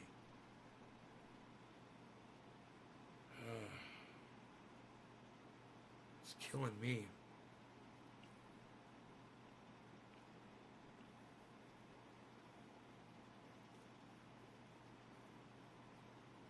You said get a breast reduction?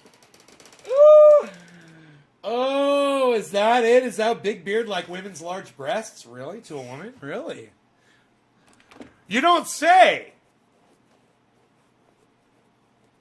Let me brush it out. Let me brush that out, man. I gave all my friends away my triage oil, man. I gotta send some out, actually. Promised everybody some. At some point this week, I'm probably gonna be shipping that out. Thanks, Kathy. Yeah, it sucks. Thanks, Tonka.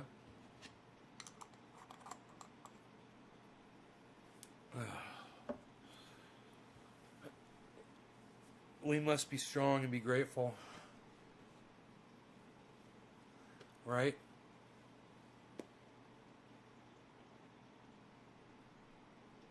God, and then this fucking loneliness is going to set in. It's going to fucking drive me crazy over here, too.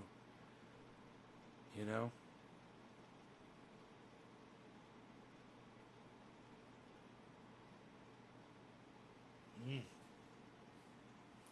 I got to fix my waterfall. It's going to burn the pump out running like that.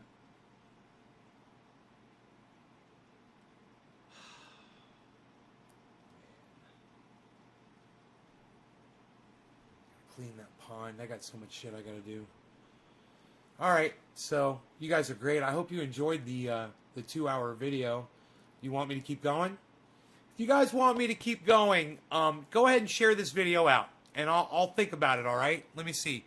Oh, look at all this coffee I got! Hey, look at all this coffee! Hey, didn't drop any frames though, Karen. So cool. Thanks for telling me. Hey, I got freaking kafefe here. Look at this. Oh, you want me to keep going? Of course you do. I love you guys. You guys are great. Well, maybe you can snap me back into being normal again, you know?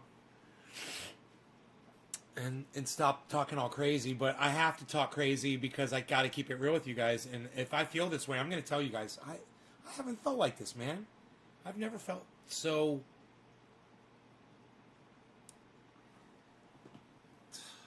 so fucking vulnerable, you know. When I was out on that road, man, I was so triggerable. I was just like, it wasn't a power thing either, man. I just want to get home. Yeah, I got a big truck. I mean, I can fucking destroy shit with it. I pull logs, you know. I'll fucking pull logs with my fucking log pullers, man. I don't give a fuck. I'm like that in my brain. But I'm not out there to menace people, man. I'm out there, I just want to get home. Just get the fuck out of my way, man. Just be courteous to me. You know, why can't you just stop being cunts? Stop being fucking cunts and look in your rear view mirrors. Use your turn signals. And when there's a line of 20 cars behind you, get off the fucking road, you stupid fucking cunt. When in Rome, act like a fucking Californian, you fucking douchebag. Alright, you douchebag Floridian fuck nut. I hope things get better for you. I kind of feel the same way. I wonder if this crypto market has something to do with it. No, man, crypto's picking up, bro. We're good. Crypto's fine, man. What are you saying? We're good, bro. What are you talking about on the crypto? Why do you got to put crypto down, bro? Look at the crypto. The crypto looks great. Dude, fucking 48.8? Are you kidding me, man? Companies buy in at 47, 45, 47, what is it, 47.5? I forgot where corporations buy in it. Was it 47.5, bro? We're at 48.8. What are you talking about? We're gorgeous, brother. We're beautiful, man. We're beautiful, baby. We're fucking beautiful. Look, we're at 48.8, and we're on our way down. Look at the graph over here. Look at this. Right here. Look at this graph right here. Look at this. See this going down right here? See, that's going down. And it's at 48.8. I bought it today at fucking 45, bro. I bought it 45. It's at 48. I made money today. Are you fucking kidding me? Fucking dude, my goddamn portfolio says I'm at fucking 12.8% up over my overall. I'm 12% up, man. If I took all my money out right now, I'd have 12% more than when I started.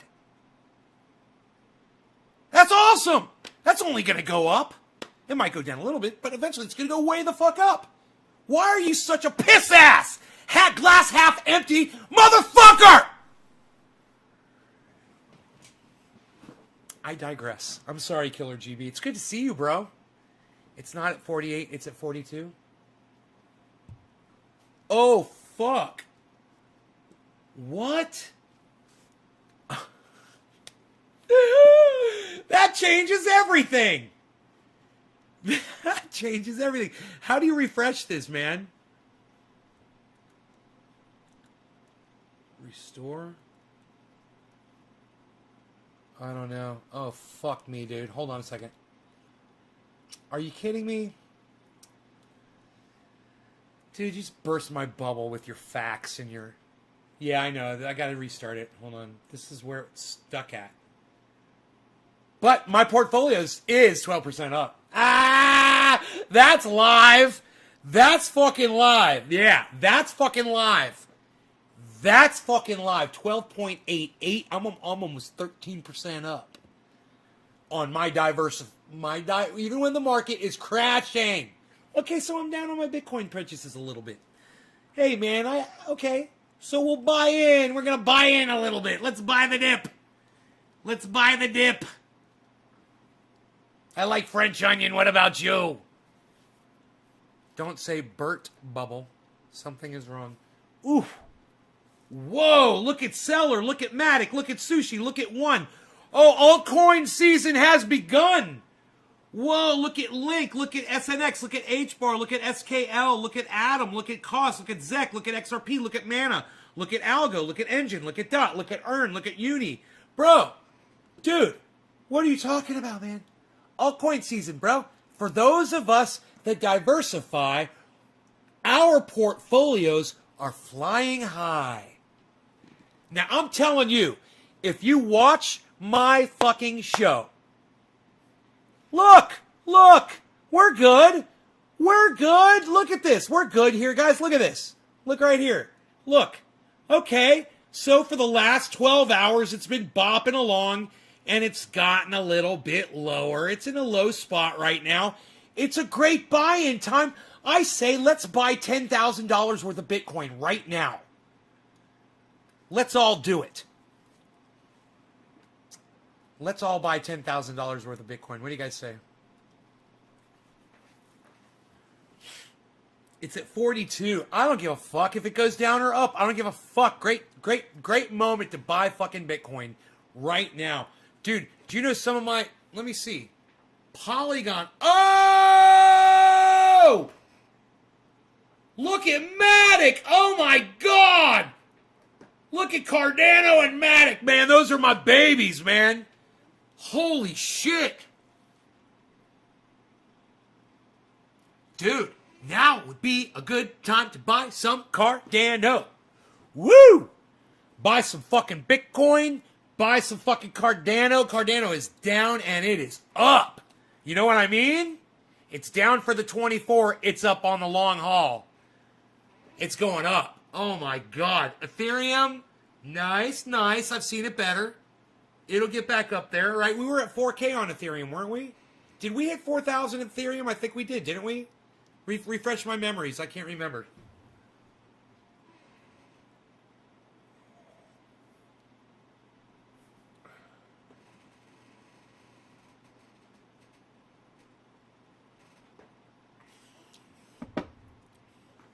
We're good. This is a great buy-in time. If anybody wanted to purchase some Bitcoin, if you guys were interested in it, it's down right now, man. It's low. And it might stay down for a little while. But, man, if it's at 42 and it goes to 65, what are you going to say to me? You're going to thank me, aren't you? I know it's going to get up there, man. It's going to go. This is just a little dip from fucking Elon being a fucking cunt. E-cunt. Look at fucking Seller, bro. Look at fucking Seller. Holy shit. How much seller do I have? I don't think I have any. Seller. Damn, it's too bad I didn't have more, man. Oh. The thing is, seller's kicking ass, and I don't have a lot of it. I don't have a little bit. So it's not really affecting me. If seller drops, though, it would be good to remember to get a bunch of that. It's only 6 cents right now, seller.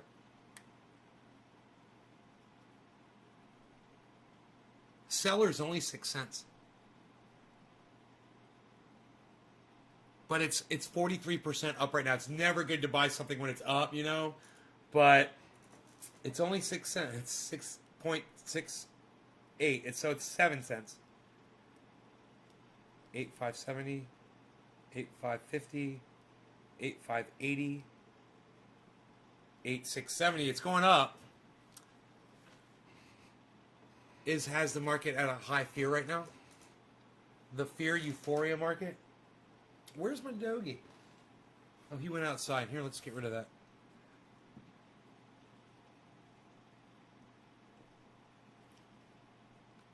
Here we go.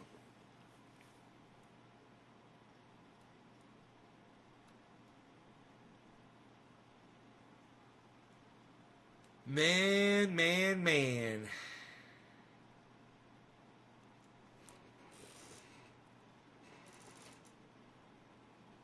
Right. When you guys diversify, when you can start purchasing... See, look, guys. I recommended everything that's on this page. I told you guys, take your pick.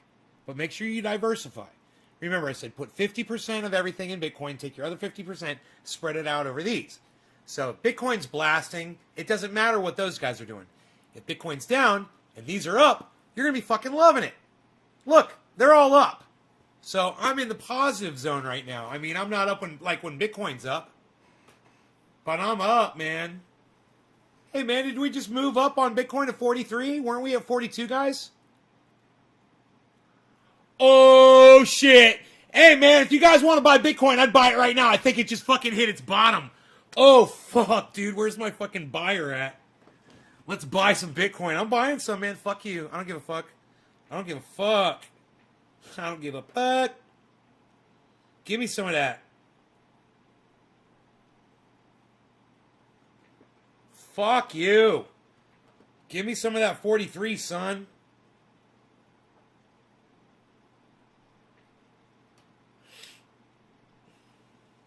Give me some of that 43, son. What? What? Give me some of that 43, son.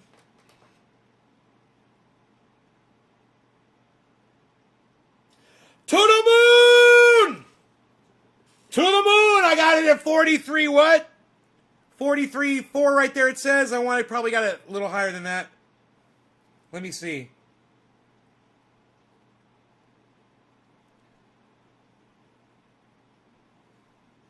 I got it at 43.4.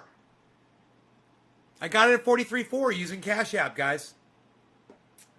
Highly recommended. Highly recommended. Highly. Highly. Highly. Hey, man, I'll show you how to buy the dip. I'm an LTI.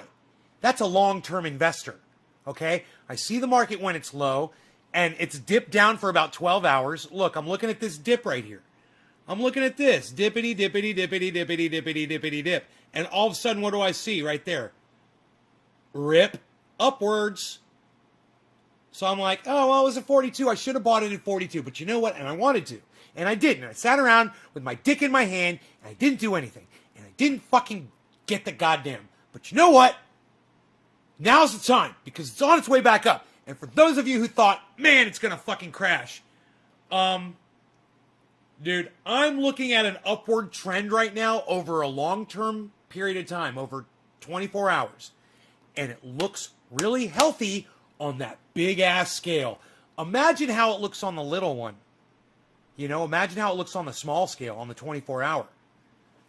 And when I say 24-hour, I mean with 4-hour candles and shit. You know? I have a feeling it would look really good. And you know what? Oh, I just looked at it. Oh, fuck. What did I just say? Look. What did I just say? What? Not you. Not you. Not you. We want you. And you, and you, and you, and you. We want you right here. Look at this. What is this? What is this right here? Look at this. Look at this fucking spike upward that I just saw. I put on candlesticks and I'm like, oh, fuck.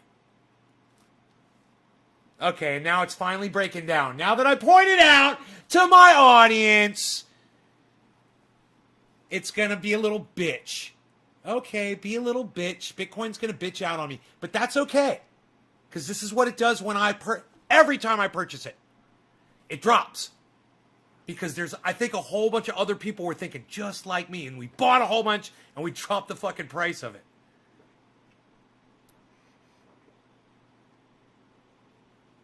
That doesn't make sense. That would increase the value. Go up, go up, go up, go up, go up. We just bought a whole bunch, right? That should increase the value. People were thinking like me. Not decrease the value. What are you doing? What it's showing? No, it's showing a drop in volume. Okay, I'm looking at my I can't talk right now. I'm looking at the volume again. I'm looking at it, man. I'm feeling it. I'm feeling the volume. Look. The volume right there. And I'm seeing my downward peak, which is great. Drop in volume, guys. We could keep going up from here. Nice steady drop in volume. Let's see what happens. We're getting a bunch of purple flags. Means it's going to drop. But, man, the volume drop does not show that. It's fucking purple, man. Let's make this bigger.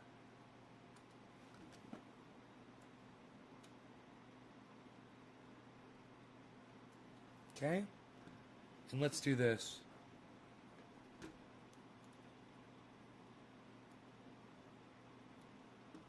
And let's get my big fat fucking face out of the fucking way. All right, here we go. Perfect. Perfect. Oh, I'm feeling this. I am feeling this. Oh, I'm feeling this. Look at the drop in volume, guys. Look at the drop in volume, guys. Look at the drop in volume, guys. Look at this drop in volume. You know I'm going to show it to you. Beep, beep, beep, beep, beep, beep, beep, beep, beep, beep. Let's see what happens here. Okay? We'll see where we're headed from here. Okay, volume's increasing, and it's increasing in the buys. There's more people buying right now. Let's see what happens. 43.5, it's a point of contention, you would think, right? A lot of selling going on at 43.5. A lot of day trading going on at 43.5. All right. It's testing 43.5, Joe. Suck it, Joe. I know you're watching.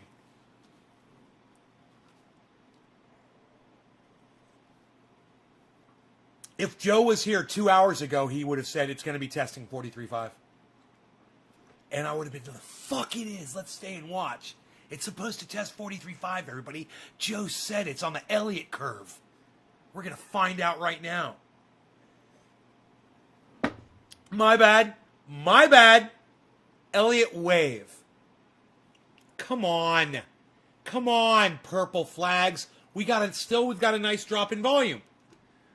And look, there was actually predictors for this uptick, guys. You know, we had that going on too.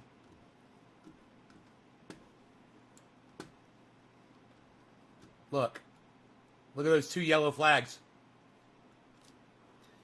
The two yellow flags right there, man.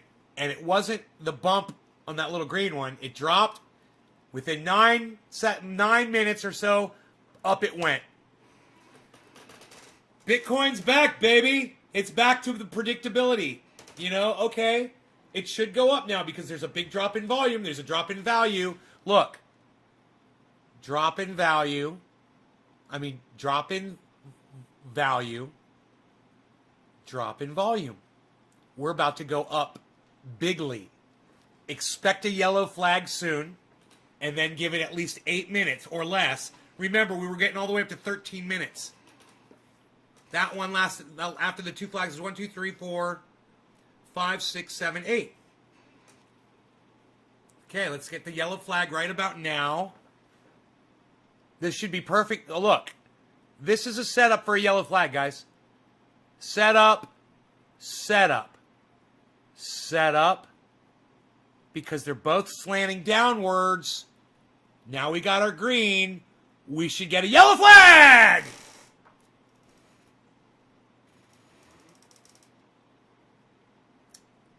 That's why you're watching the show. We can predict the movement of Bitcoin in the very short term. And that has value. That can have value for you. I don't use it, but I show you that it is predictable.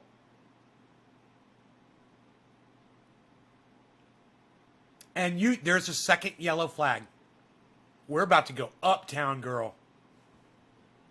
All right. You know what? I want to dab my own stuff here. Look at this. Shut up. You're no good, you. You're no good, you're no good, you're no good, baby, you're no good. Shut up.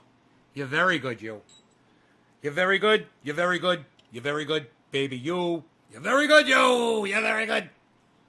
How is my cat? Cat seemed a little happier to see me than the dog did. The cat wasn't happy to see me either. Look, the dog's not even in here with me, man. The dog doesn't even give a fuck. Let me see where he's at.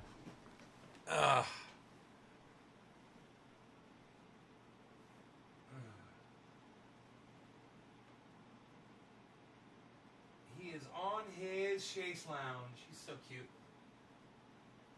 He's on his chaise lounge. Outside. I should have seen him on the video camera, but oh no, he's in the shade. That's why I didn't see him. So, hey, you guys, I know what you're thinking. If you're new to this channel, I know what you're thinking. You're like, no, you just said Bitcoin was going to go up and it's going down. No. Watch. You got 8 minutes. 8 of these blocks. Right there, there's 4, right? There should be, you got maybe 4 more. Now, it can go up to 13. It goes between 8 and 13. Sometimes it's less than 8. It go anywhere from 0 to 13. But 8 is usually the standard. If it does this, though, it's about to shoot up quick. Because this and this, it's a dead setup for a yellow flag, man. Here it comes again. Watch. It always happens, man. I always know when it's going to happen. That bottom one's going to turn green. And that's going to turn yellow. First, that's got to turn green, though. Oh, I think this is the moment it's going to happen. Actually, I was going to say, or it might happen in a minute or two. But I think it's going to... Green. Now this is going to go yellow right here. And your yellow is your predictor. Your yellow is what tells you you're going up. So here, this should go green again. So let's wait and see if it flips.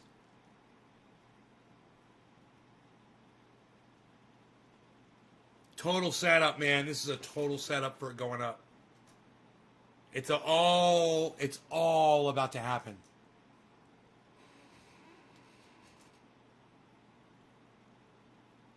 Green, yellow flag, here it comes. You ready? Boom, yellow flag. Here we go. So there might be another yellow flag, but we're probably headed up right now. This could be the one. This could be the surge going up again. So it's all the way down to 43.2. It went down a ways, huh? Oh, up, wait. Up. Got a standoff here for a second. They're dragging it out. We're going up. We are going up. Yellow, there it is. The yellows aren't holding, and that is concerning for sure. That is concerning me.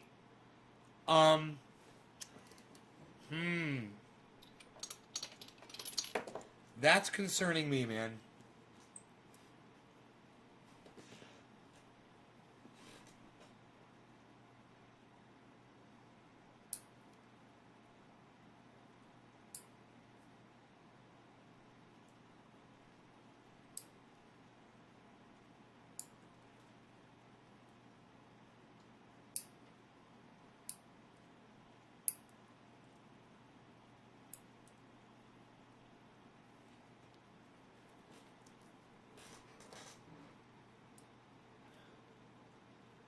See the curve? Look, there's a J here, guys. Look at this J. This is what you want to look for.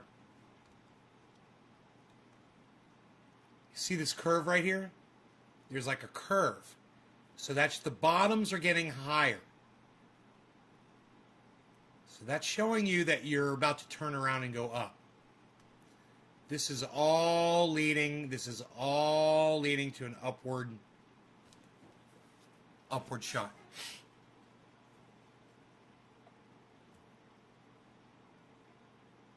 There's about to be a tremendous buy-in, I believe. 43.2. Should I buy more? 43.2 right now? Yeah, I think it's going to go up. Let me see. Let's try this one. Where is it? 43.2? Okay.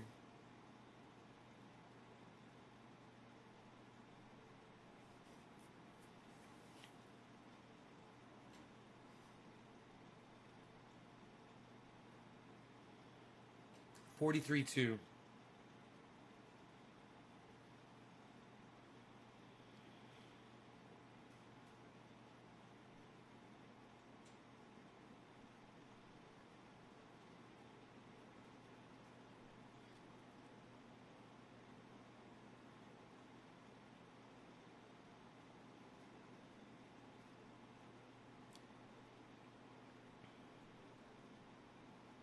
Your order was submitted.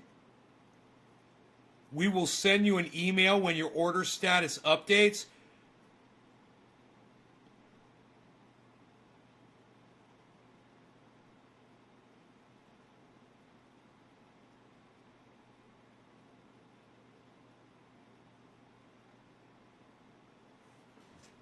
I don't even know what today is. Isn't this funny? Boom! I bought it. They gave it to me at 43.4. 43.4. Dude. If I keep going, I could be really close to getting a fucking third Bitcoin, man. Holy shit. I never even imagined I would have more than one. I always said remember when I started, I was like, I just want to have one Bitcoin? About to have fucking 3 Bitcoins. At these prices, why wouldn't I?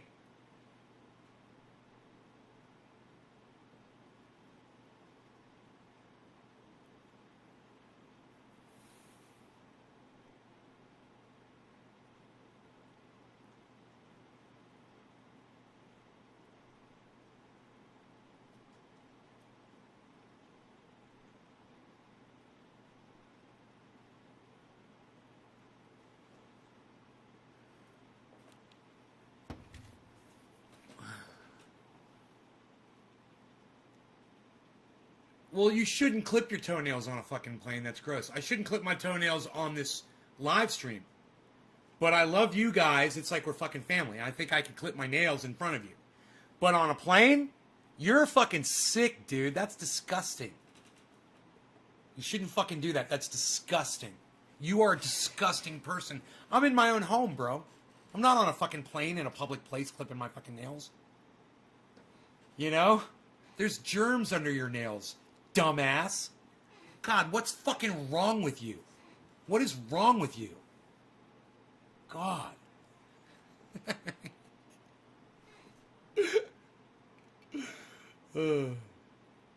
Here's our little upturn here, man, but it's not what I was expecting with that.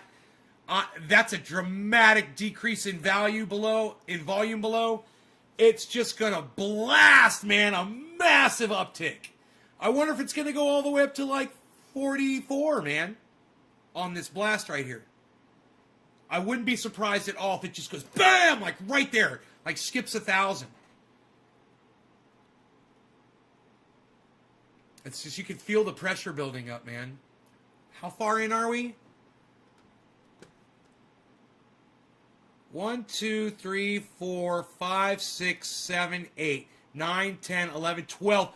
Oh my God, dude, 13. It should happen on this 13th, on the 13th one. You know? That was where the predictors were, right? They didn't hold, and that was weird. They didn't hold. Yeah, we've got no predictors. So I can't remember where in here we had any because they didn't hold, and the fact that they didn't hold isn't a good sign. I'm not used to seeing that. I don't know what that means. I think maybe it was a tie. It didn't win in the buys. I think if it wins in the buys, it goes yellow. If it wins in the sells, it goes purple. That's what I think, and it's very close. But it's showing the direction it's about to go. Dude, this is 13th. This is the one. And it's red. It should go green. It should blast right now. It should just go fucking BAM! Through the roof right now. All the predictors say it should go up and just blast right now. 13. This should be the one. There's our yellow flag. Come on. It should be strong and it should blast. Come on. Green. Go green. Turn that yellow into green, man. There you go. Blast it right now. Blast it right. No. Don't go yellow again. Don't you do that. Don't you fucking dare. You go green. We're going green. This is it. This is fuck. Come on, man. This is it. This is the 13th. This is the one. I can't believe the struggle right here. I'm not thinking about human intervention here. 43.2 is 43.3. Is it testing 43.3? I don't know what the fuck's going on here. That was 13, man. That's 13, man.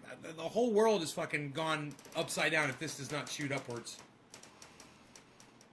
Oh my God, what is happening? I can no longer predict Bitcoin on the short term.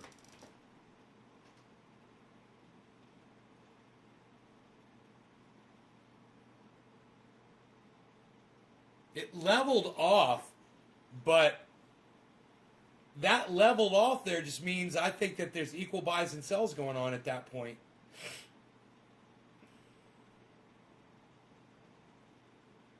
Holy shit.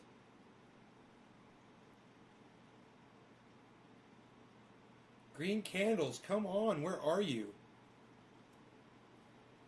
We like green candles in here. Feet on the back of your chair. Not just that. People who store their water in the back of your chair and then constantly pull it out and put it back, take a drink, put it back. They're such narcissistic cunt bitches. I mean, really? You don't realize that someone can feel that? Let me go behind your chair and do that to you. You know, and you tell me if you can fucking feel it. And you gotta love that, especially if you're trying to fucking sleep on a flight. Oh, man. Oh, I was nice about it.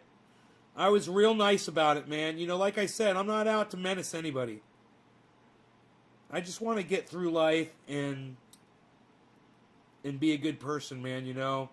But cunts make it so hard. You know, I gotta worry about fucking cunts. You know, cunts be fucking getting in my way.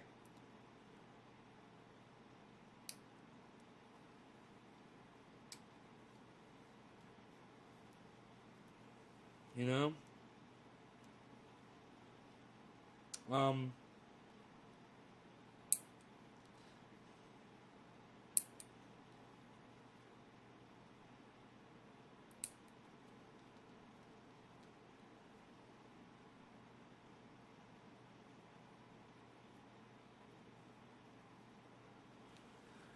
God, man, just goddamn good pair of nail clippers. It's good to have, man, you know?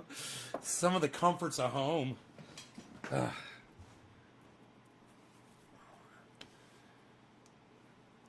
Has anyone had the changes? Any side effects?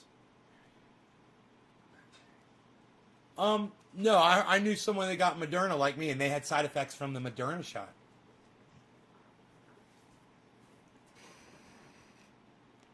Is Rogi back in here?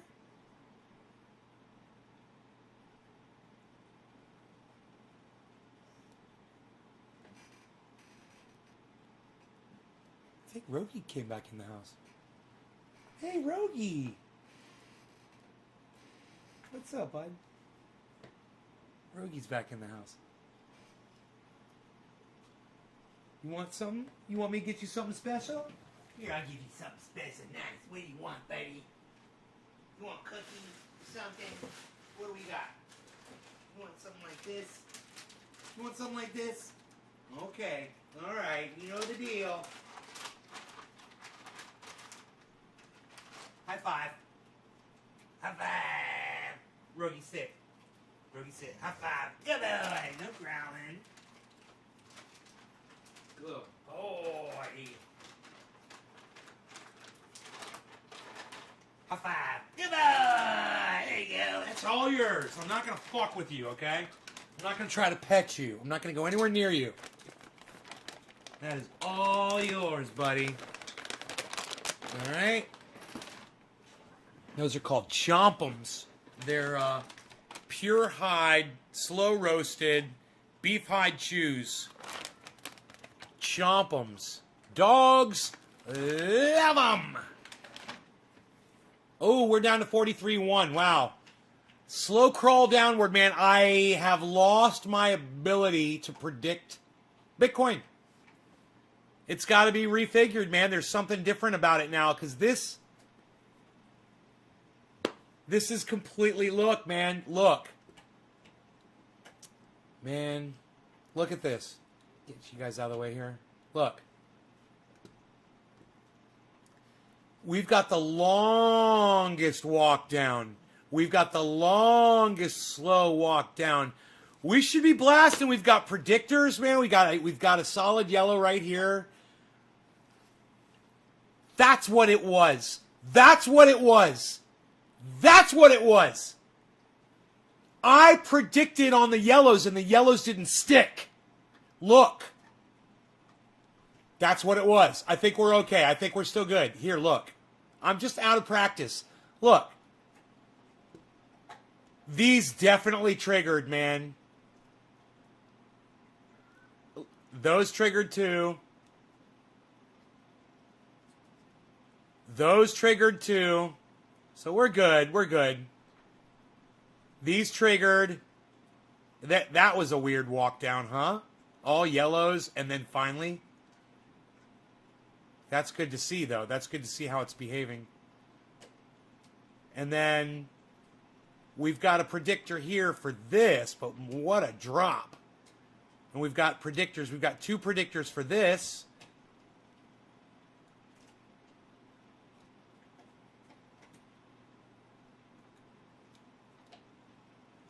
Predictor here. This was a failure. But these two worked right here. Look at these two. Boom! Great predictor right there.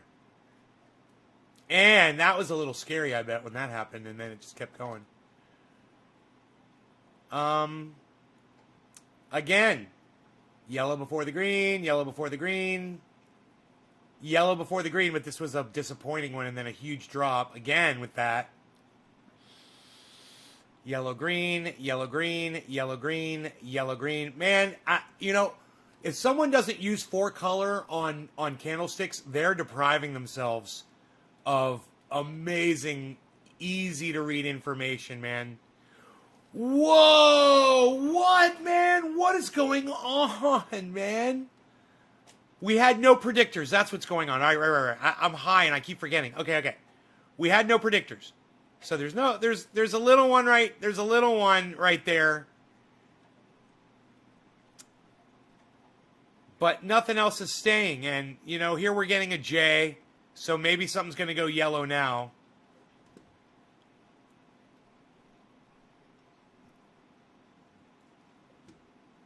Getting a little bit of a J here.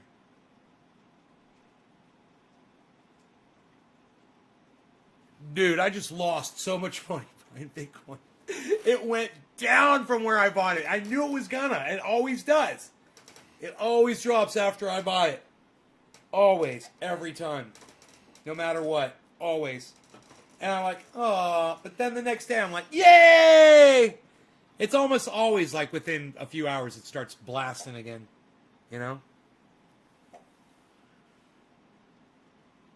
But I am not accepting that this fucking, that Bitcoin is completely over. There's no way. Not accepting it at all. Everyone should own a little bit of Bitcoin. There's a big yellow flag. Yes. Give it to us. We need it. We need that big yellow flag. Come on. It's the only kind of flag I'll accept on this live stream. A big yellow flag. We love them. And it can turn green if it wants to. You can turn green if you want to. But yellow seems to be better, you know? We want those lasting yellow ones to... Oh, good. There. We need a lasting yellow flag there. Hopefully it'll stay high like that to signify that we are hopefully going up here. What are you meowing about? What do you want? Don't get near the dog. He's got his Chewy. He's very happy with his Chewy right now. Do I have anything in this house fun to drink? I wonder. I think one of the kids left a Gatorade or something.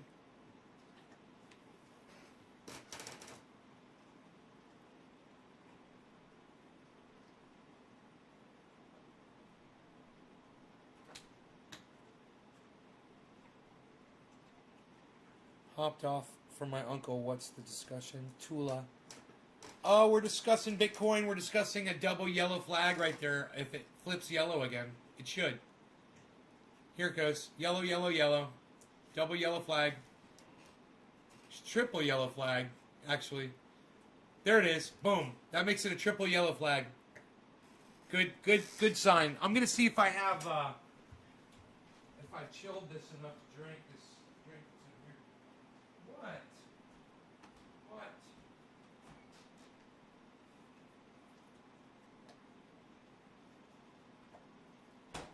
What? What do you want?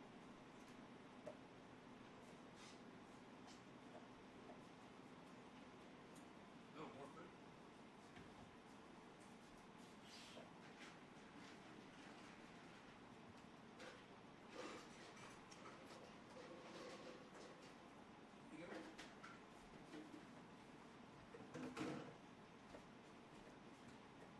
You left a 0 Gatorade here.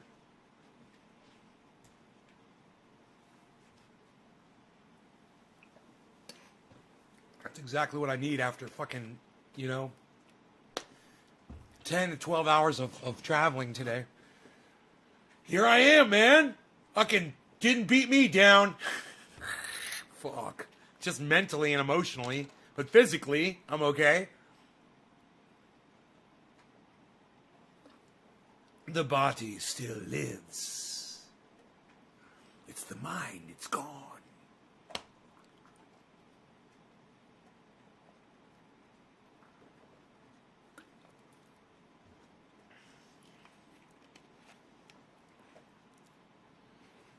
All right, so we're seeing double yellow flags and we're hoping for an uptick here in the Bitcoinage. In the meantime, I say we let them go into a dab. I say we let them go.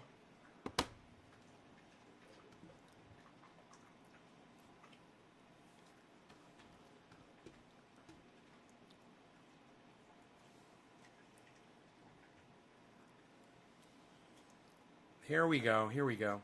We've got a solid yellow marker. We should get some upward movement now. But that red volume is so weird. That should go green down there. Huh. Maybe this isn't the one.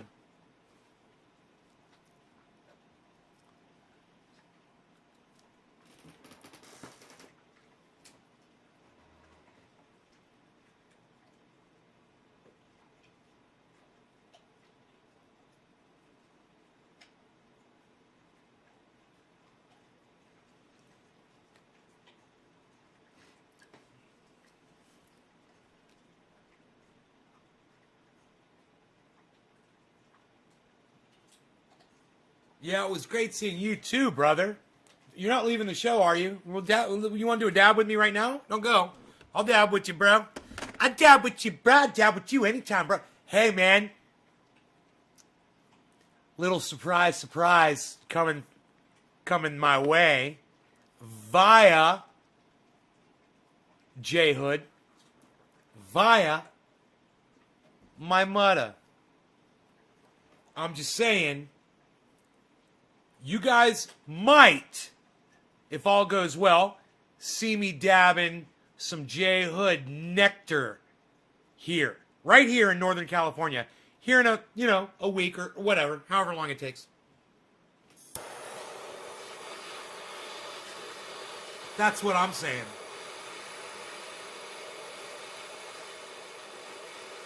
Yee! Yee! Deep in the paint, son! Deep in the paint!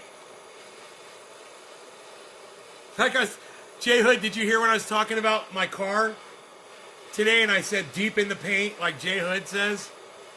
I was getting deep in the paint when I cut off that water truck.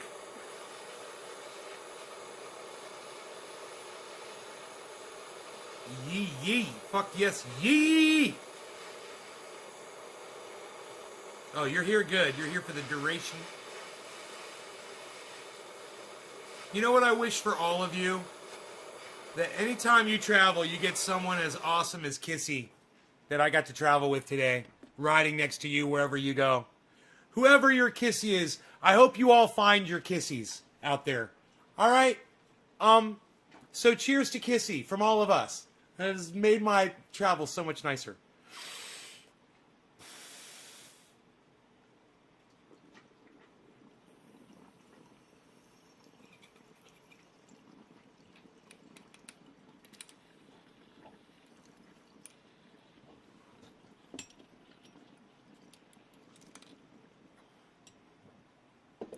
I hope I find my Kissy one day too. We all need to find our Kissies.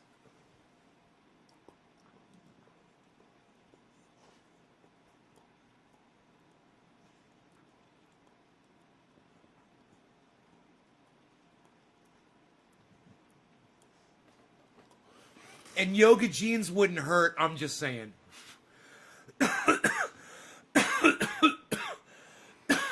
Yee!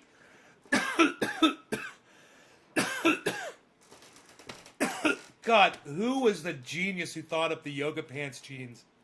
Oh my God. You fucking genius. You fucking devilish genius, you. How dare you? How dare you? Where's Enoch? I was in Texas today, son. Where's Enoch? I was in fucking Texas. What? Yee? I was in Texas. I was in Arizona. Not Arizona. What does it matter?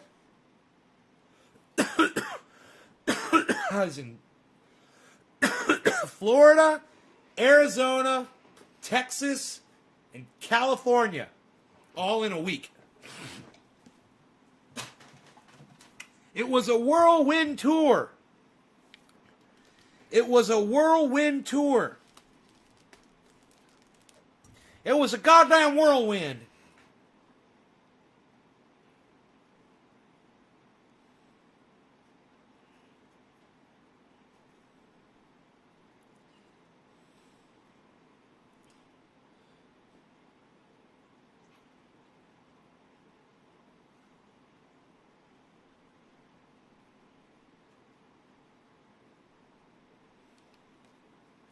It doesn't matter. Dude, it's hard not to buy at 42.8. What? What? I could have saved hundreds of dollars and saved if I had only bought it 42.792 instead of 43. Fuck me up my ass. Holy shit. Oh, God. Well, that's all right. No one likes getting fucked, but look, this is part of the game. I told you guys this. So you should all be mentally prepared for exactly what just happened to me to happen to you when you purchase crypto. For some reason, like magic, when you buy crypto, the value drops immediately. So don't worry when it does. Because when you diversify and you get and you spread out the other half. You do one half Bitcoin and one half everything else. That's great, you know. It's easy. It's all on this list right here. You are winning. You're still ahead.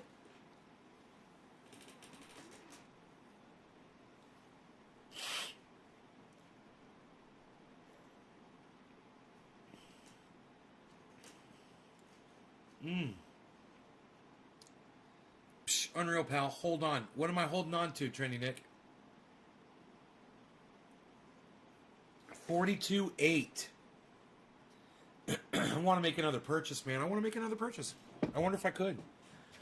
I'm buying the dip, son.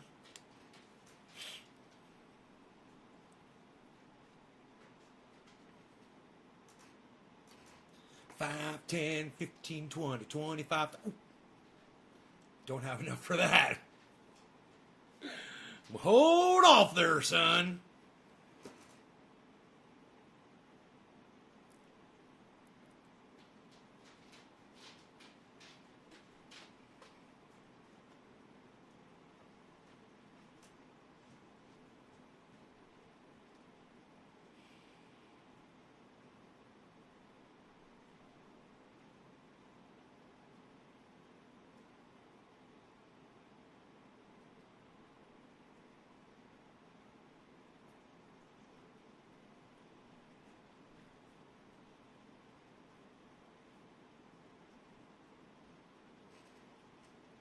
They got it. They got me for 43.1.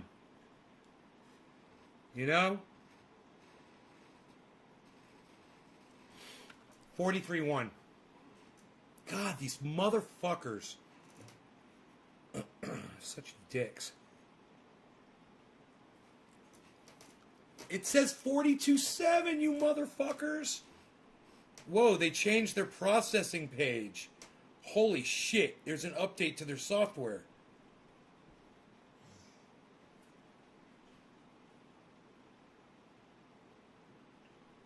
And it's taking just as long. Error! Declined by issuer. Well, son of a bitch. Doesn't look like I can purchase anymore. Oh well. And I wanted to buy the dip. And you know what?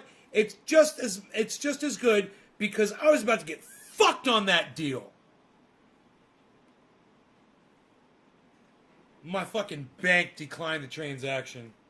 Psh, I could switch banks. Psh, unreal. I could switch to another bank. I don't care. I'm not doing it. 42.7. Let's see if it goes down to 41. I'll buy it at 40. 40,500. That's where I'm going to buy it at. I'm buying the dip. What are you doing? Shut up, yo. You're so good. You're no good. You're very good. Yo. God damn. Fucking show of shows tonight, son. Epic show as promised. I said 2. I've given you almost 3 so far. Let's keep rolling. What are we rolling here? What are we doing? What are we doing? We doing show? Shut up, yo. We're very good. Yo, you're no good. You're very good. Shut up.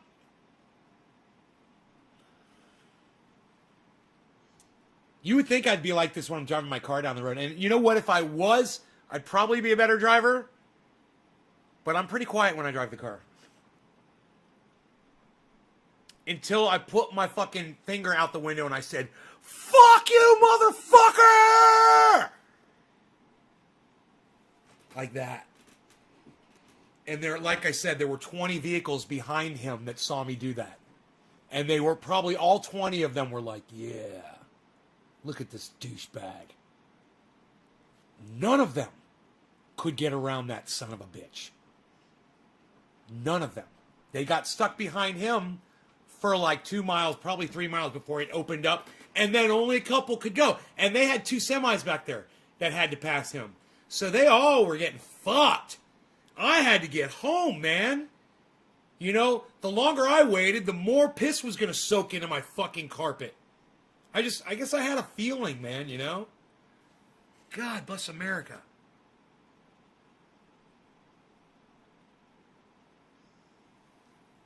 God fucking bless America.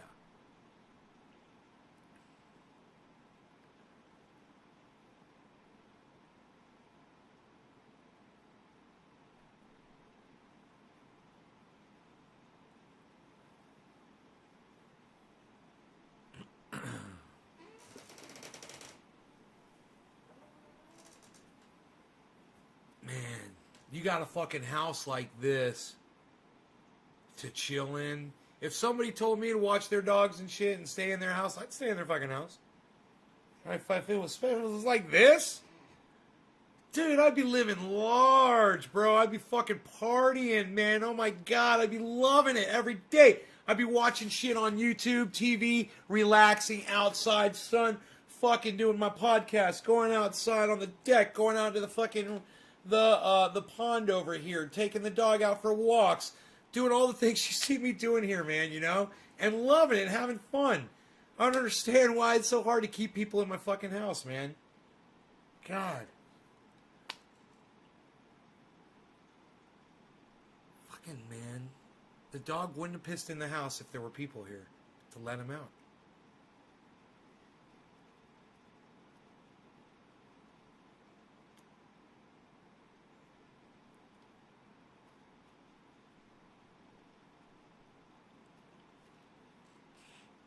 The house still smells. I should have called fucking the goddamn carpet shampooer guys already, and I didn't. I should have made the appointment as soon as possible.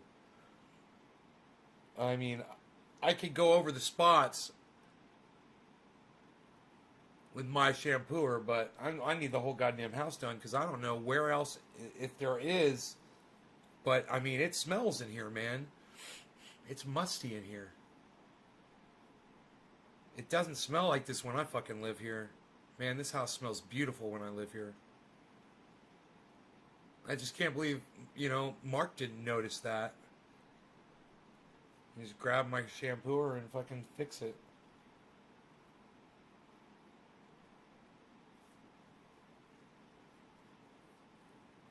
Text me.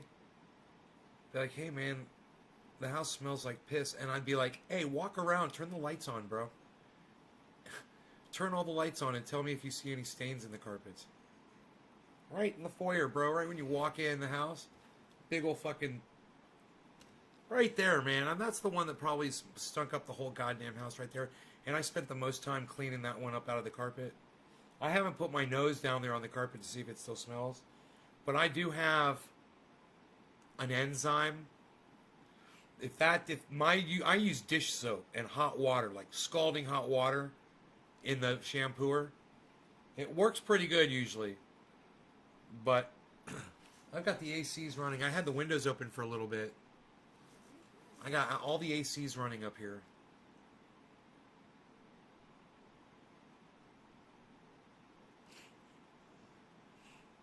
Let's see if I can make that fucking smell go away. You know what I mean? You know what I mean?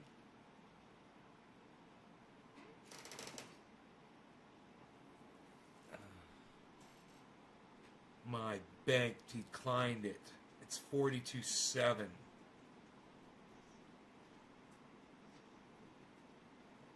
42.7 and dropping. 42.6. How low can it go, man? Where's the dip?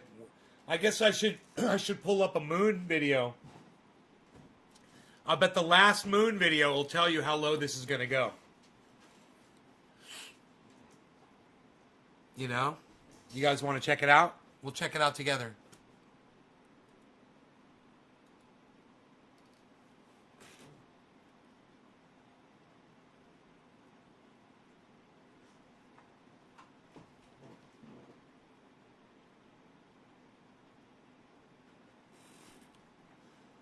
Hey, Jimmy Doors live. Look at that shit.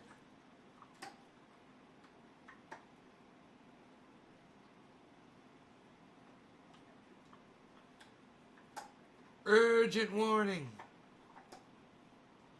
3 hours ago. It's fucking...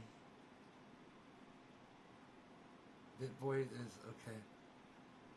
Well, BitBoy Crypto did one 3 hours ago. Okay, let's go to the Moon's channel.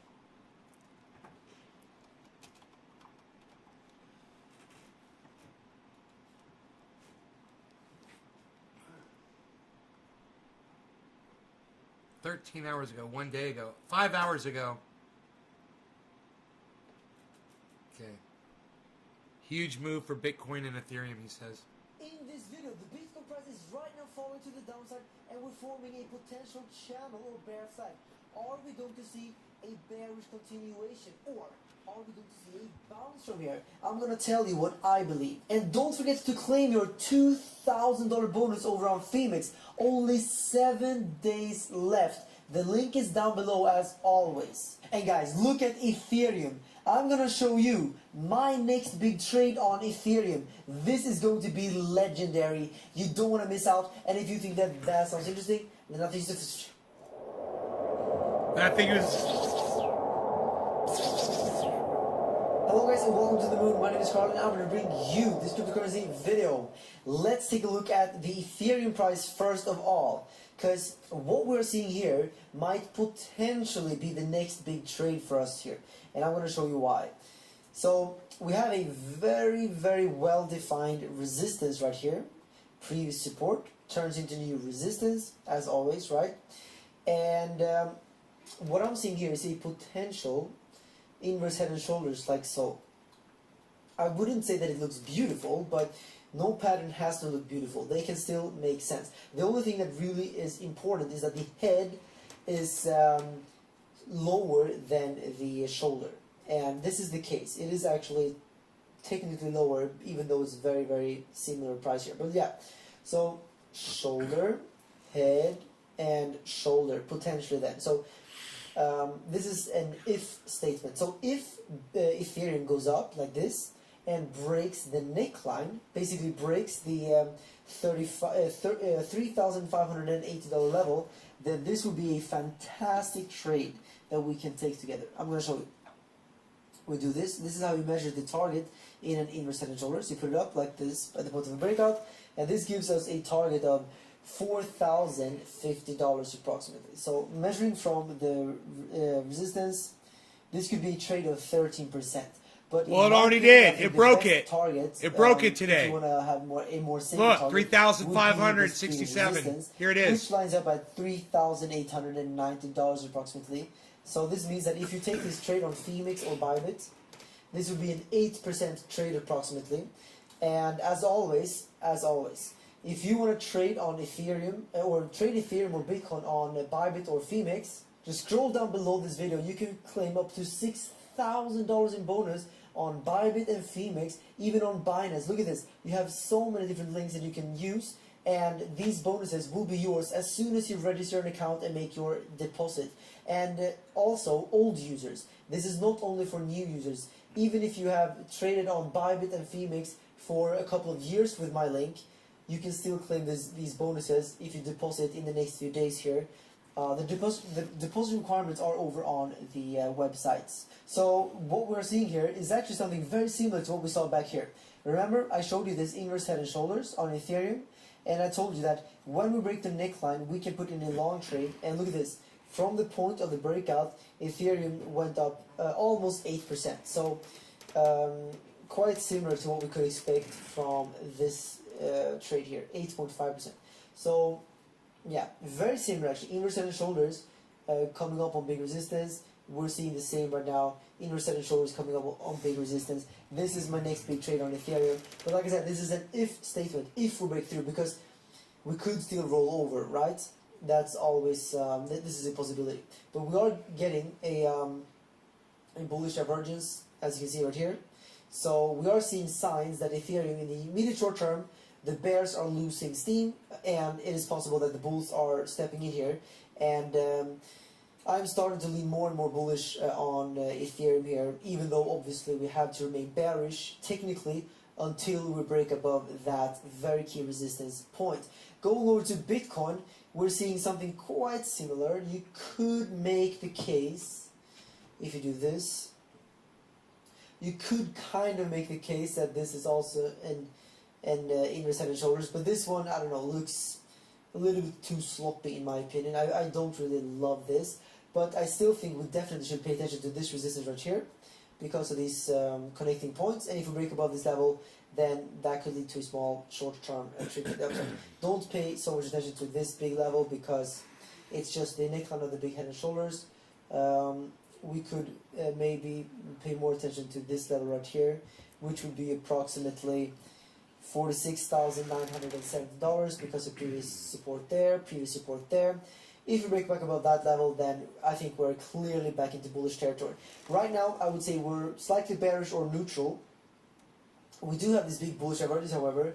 That's the main reason why I have some kind of bullishness in me still. So this bullish divergence on the 1 hour and on the 4 hour time frame here could still play out, right? It's not guaranteed, and it's not it's not guaranteed yet, but it could play out, and that's why I think we should pay attention to that in this exact moment. But we can see a small little channel potentially forming here, so it looks like we might be forming a let's say a bear flag. Could be a bear flag, right? Or a just a channel, but I would probably say that it looks kind of like a bear flag. So if we break this support here, that could be a time to close longs and potentially open up short positions, in my opinion, for Bitcoin. And going over to the general crypto market, you can see that right now Bitcoin is down 25% in the past 7 days, and most of the altcoins are joining. It's this exactly when he made this video. It's the same value it is right now. The market, 42.5. But generally, we're seeing red for the whole crypto space. Clicking at look at this. You can see red. We're seeing red for the whole 7 crypto days space. on the biggest losers. We have many altcoins. Not if you down watch my double channel. digits, just like Bitcoin. Not if But you watch my I channel. would have expected a little bit of a bigger drop off in the altcoins right now, based on Bitcoin falling. So this could be the sign that we haven't seen. Wow, all I the see is beginning or the green. confirmation of the bearish breakdown just yet. There's a little bit of If red. And when we do see Bitcoin But I see a break down lot of to green. more, like confirm the bearish scenario, then I do 100%. I really believe that altcoins are going to drop much. Sellers heavier at than Bitcoin, much 59%. heavier. So the fact that we didn't see this yet tells me It's that at 7 cents. Almost 8 the cents. bull run is probably not over yet. But if we do see a clear breakdown from here with big volume and Top we of see the hour, altcoins cheers. sell off, then that could be the time for Bitcoin to maybe correct down to 30,000. I'm not saying it's going to happen. I'm just simply saying that this can happen, and we have to be prepared for this scenario. And if this happens, then I think we should definitely take profits on our altcoins, because altcoins, in my opinion, are going to sell off much more than Bitcoin. Simply my opinion, guys. Do what you want with that information. Like I said before, if you want to trade on Phoenix and get this $2,000 bonus, you only have 7 days left. And if you want to watch the Phoenix tutorial, you have to click it right there, right now, and I'll see you guys over there. Bye. I'll see you guys over there. Bye. You're not going to see us over there. It's you already recorded that. That's creepy as fuck. I'll see you guys over there. I don't think so, man. I don't think you're going to see us over there, bro. I think you're a liar. I think you're a horrible, horrible fucking liar.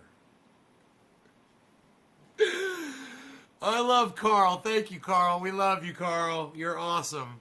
You're the best, bro. Thank you for your fucking your analysis of where you believe the cryptos are headed. It is very helpful, man. And you can watch all. Let's watch the BitBoy crypto one, man. What do you guys say? We watched the BitBoy crypto. That one looked like it was an important one to watch, huh? It was 44 minutes.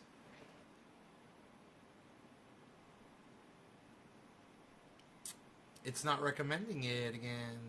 Oh, there it is. 3 hours ago. This one's from 3 hours ago.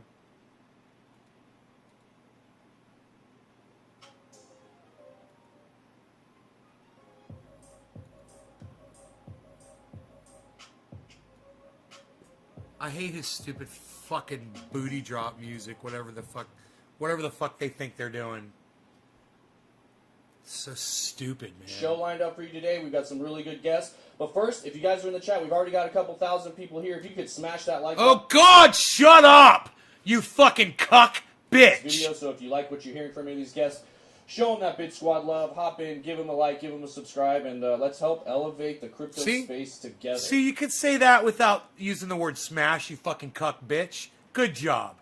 Good on you. Good looking out. All right. That being said, we've got a lot of good topics. Let's get right to it. First thing, institutions. Walmart didn't buy Bitcoin. How long are we going to fall for that? Are we really putting all of our hopes and dreams in institutions? What? Are you going to talk about what the fuck's going on? Strongest Bitcoin buying opportunity. believe that that's going to be real easy or that it's a guarantee. This is what I say. I say that blockchain and crypto and Bitcoin, like you can interchange any of those three words. Like they may not change the world. They may not solve things. They may not break the traditional systems that we have, but they're the only shot that we have to do it. That's the way I look at it. Yeah. Yep. No, great points all That's good. around, and I really liked what you said, Rice, about them kind of being cryptocurrencies in disguise, more or less, or they're not. When are you going to talk about strongest When you lump Bitcoin them buying all opportunity? together, it just really brings away some of the legitimacy of crypto and Bitcoin. It's another ploy for the mainstream media to just try to make Bitcoin and other powerful decentralized cryptocurrencies or crypto assets look bad overall because they're being lumped in with the SafeMoons, with the BitConnects, and with just the pump and dumps and the manipulation that's going on. It's very unfortunate. Yeah, no, that's a huge point. Like for us that are in this every day, and we're looking at. When's this opportunity? What now? Are going to go through when they get the bubble popped here for them is the same thing that all crypto is going to do when the bear market comes. So I think really, once again, preaching education to people, preaching research to people, preaching to people that like it's up to you to learn more about this. That's the only way you're going to make money because people see the shortcuts. They see people that jump in Shiba or jump in Dogecoin and they ride it all the way up. Well, guess what? These people are going to lose all their money. Look at the some point fucking if they're art not behind educated his on the head. market You guys cycle see what of it says crypto behind his and head? understanding what's coming. Because there will be a large bear market that does come. It may not be as bad as previous ones, but it's still going to be very bad. Like there's no way, in my opinion, that we're not going to go through that. So I think really just continuing to teach people about what they should be investing in, and kind of like Diana said, looking what's behind the projects. That's why all we do. The only reason we talk about meme coins on my channel, on this show, is because they're popular topics, and that's our job in crypto is to talk about current events and to try to show people what's real and what's not real. I mean, we're not ever doing reviews on Shiba. Thumbs down, dude. You never fucking talk about what you said you could talk about in the title of the video. You guys are douchebags. There, you got a view off of me. Congratulations. You fucking didn't keep it real, and you fucking put a fake fucking title on. Strongest Bitcoin buying opportunity. China banning Bitcoin. With a question mark. Fuck them, man. Unreal. Psst. There's nothing redeemable about that video. Bunch of fucking nervous motherfuckers not knowing what to say. That's what it looks like to me. BitBoy Crypto does much better on his own channel when he's doing his thing. In my opinion. He's got signs behind him that say smash. What the fuck? What a cuck bitch. What a cucky cuck. What a cluckety cuck bitch. I don't even know what I'm fucking saying. I was like clucking like a chicken. Cluck cluck. Where's my doggy? Oh, look at my doggy. He had some food. He's chilling. Good. Good. I might say hi to him. I might go over there and say hello to him. A time or two. A time or two. What? Oh, what?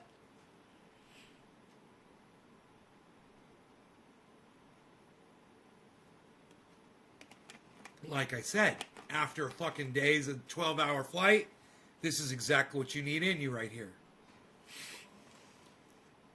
It's got the goddamn things and the goddamn stuffs, man. Let's call the boy out. Let's call the boy out here and get to find out what's in here. All right, let's call the boy. Ooh, hello, everybody. Let's see what we've got here. Ooh, citric acid, a little water, natural flavors, sodium. Who's probably the little beaver butthole they put in there. Sodium, citrate, salt, potassium, phosphate, modified food starch. Here it is, everyone. Sucralose, because it really sucks. Sucralose, I'm sure. azulflame, azulflame, potassium, mixed triglycerides, I can say that, glycerol, ester of rosin, and blue number 1. But mostly it's just water. Woo! Let's drink some! Sounds good to me! Woohoo! Woo, doggy! Woo, doggy! Ah. I guess I had to scream my voice out tonight. Mission accomplished. Psst. Nobody's screaming that voice out anymore, Trendy Nicholas. What are you doing? Nobody's even doing it. Nobody's even doing it. Nobody's even doing it. Psst. I know what they're doing. They're fixing their beards. That's what they're doing. Needs a little bit of this and a little bit of that. A little bit of fluff and stuff. There we go. Oh, much better. Oh, that's much better. What's going on here with the Bitcoin? Oh, 42.4. Shall we buy in with another bank? Oh. Jeez Louise. I do have to check my other bank anyway, regardless of whether I'm buying anything or not. Make sure it's got enough funds in it as we speak.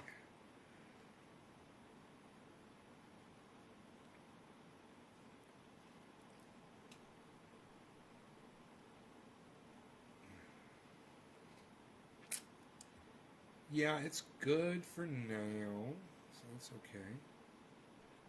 That's not so bad. Okay.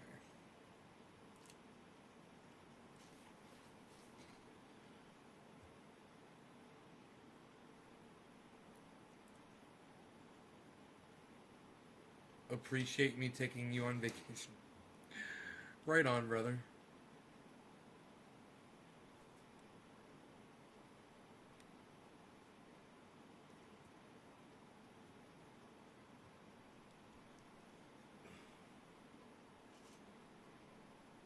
Yeah, whatever, but whatever.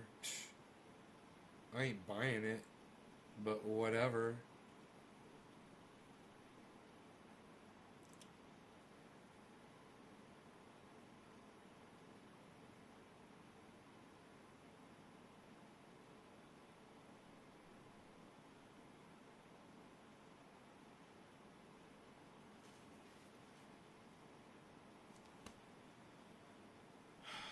That's all.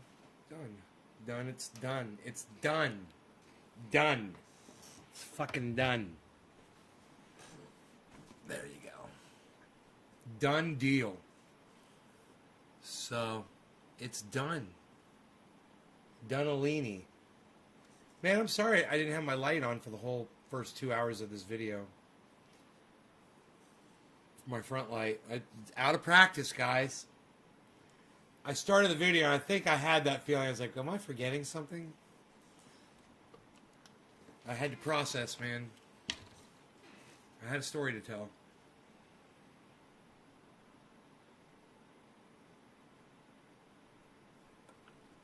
Oh, Nick. That's so nice of you. Trendy neighborhood.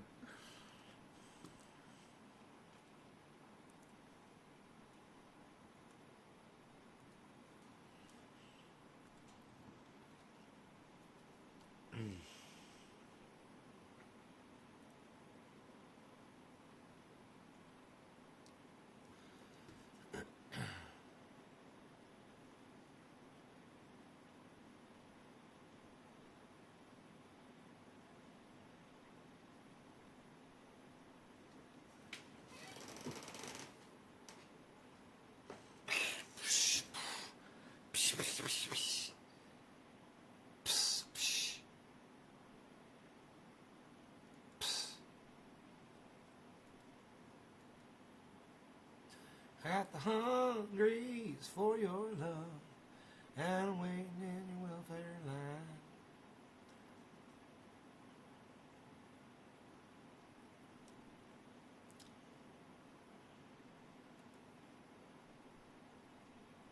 Crypto Cult 420, goddamn right, bitch. Perflow.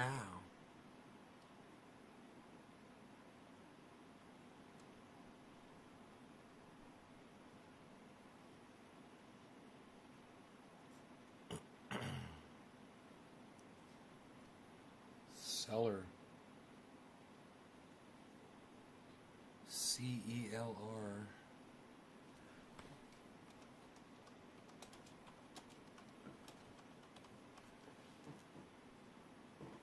He said, looking to add one more alt to my bag. I said, Seller and your mom.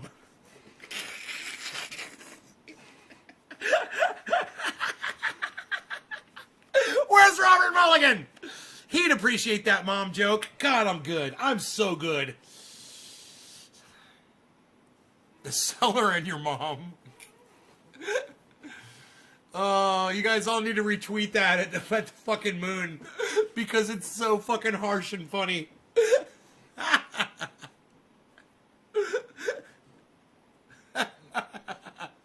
Is anybody gonna see that and laugh at it and give it lots of love? Seller and your mom.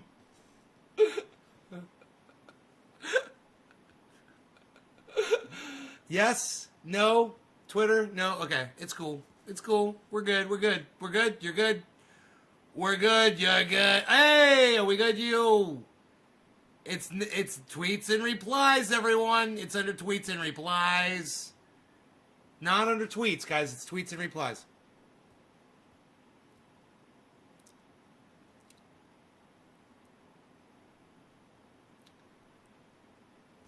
Going to Twitter now. Oh, thanks, bro. Aw, man. You're making me feel good. You're making me feel so good. It's so nice.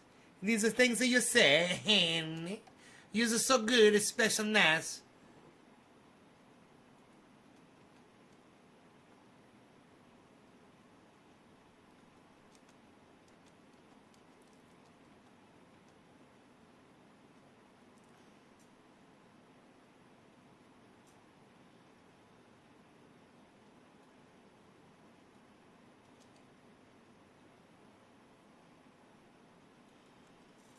Yes, it's so special. It's so nice.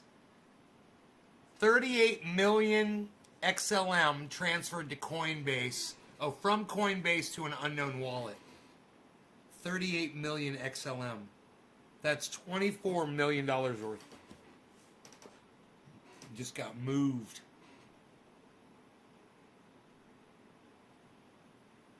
You guys gotta find the tweet to Carl the Moon Carl. It says Seller and your mom. It's such a great tweet, man. You guys need to retweet that shit at him. It's got no I don't think it's got any retweets.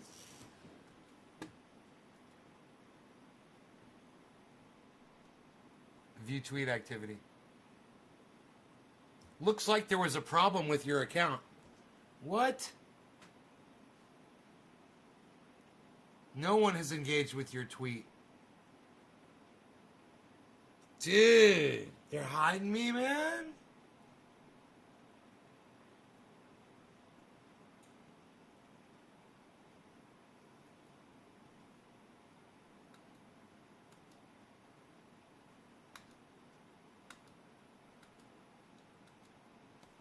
Psh, whatever, pal. Nobody's even...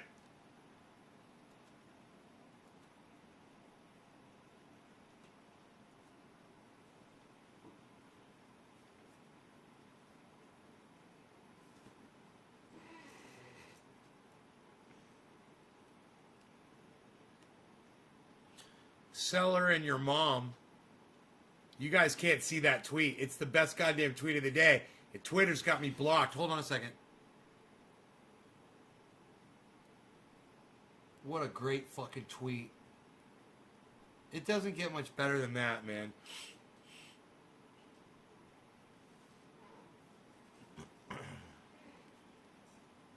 We're sorry, but there was an issue setting up your account. God, you suck.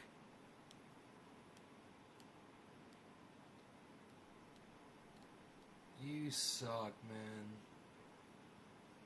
Choose your objective. I'm not trying to set up a fucking campaign. Twitter ads, whatever the fuck, dude. Fuck off, fuck off, fuck off. How about this? You go fuck yourself, and I tell you to go fuck yourself. How about that? You guys like that? I like that. You guys back me up on that one? Me tell Twitter to go fuck themselves? Hey, how about y'all go fuck yourselves?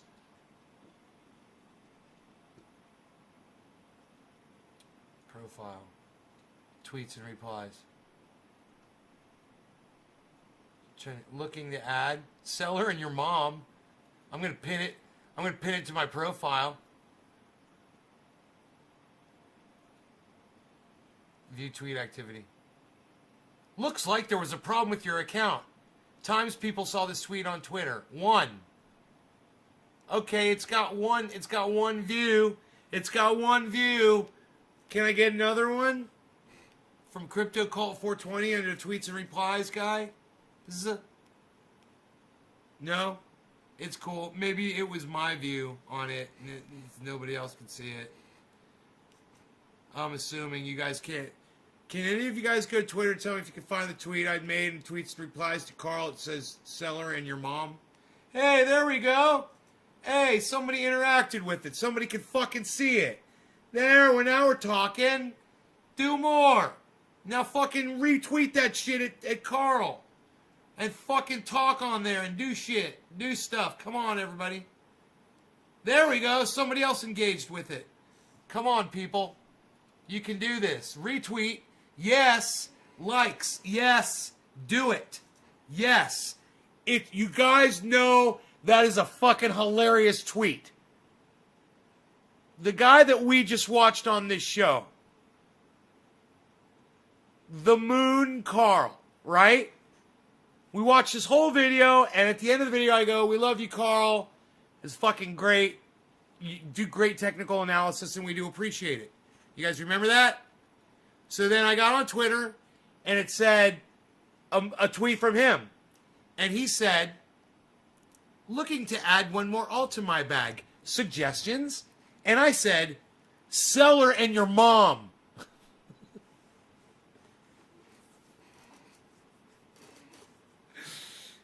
That's a good fucking funny ass tweet. You guys should make me fucking famous with that shit. Because shit like that's funny. And if he doesn't get it, if he doesn't get the whole mom thing, I don't give a fuck. It's fucking hilarious.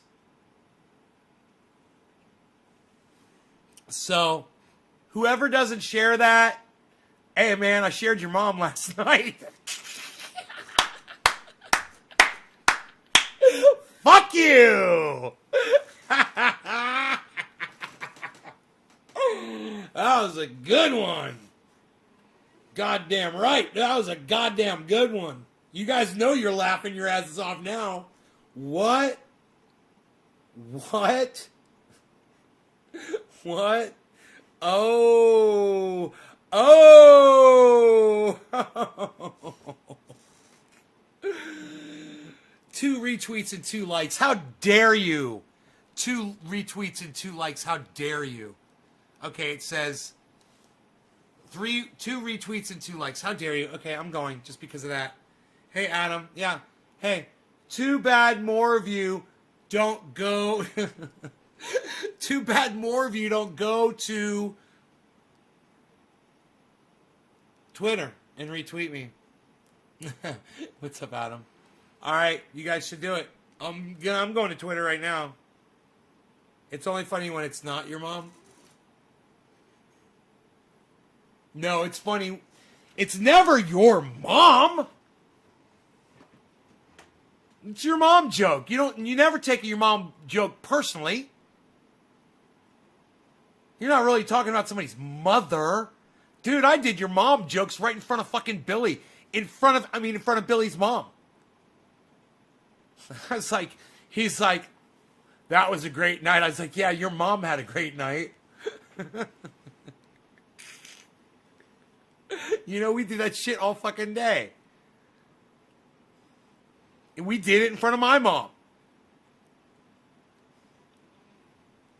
It's fucking great. It's hilarious. It's got nothing to do with our mothers. You know, it's always funny, Tula. It doesn't matter who's getting it told to. It's you're not supposed to dwell on who's being told it. You're supposed to just see how funny and silly it is. It's funny. You're just supposed to laugh in delight because it's so funny. That's all it is. It's fucking fun. It's hilarious. Some people can't have humor. Well, I'll tell you what's not funny right now. Doge is at 45. Psst. I'm not laughing about that. What's going on there, Doge? 46. There you go. That's better. And look at Bitcoin at 41.7.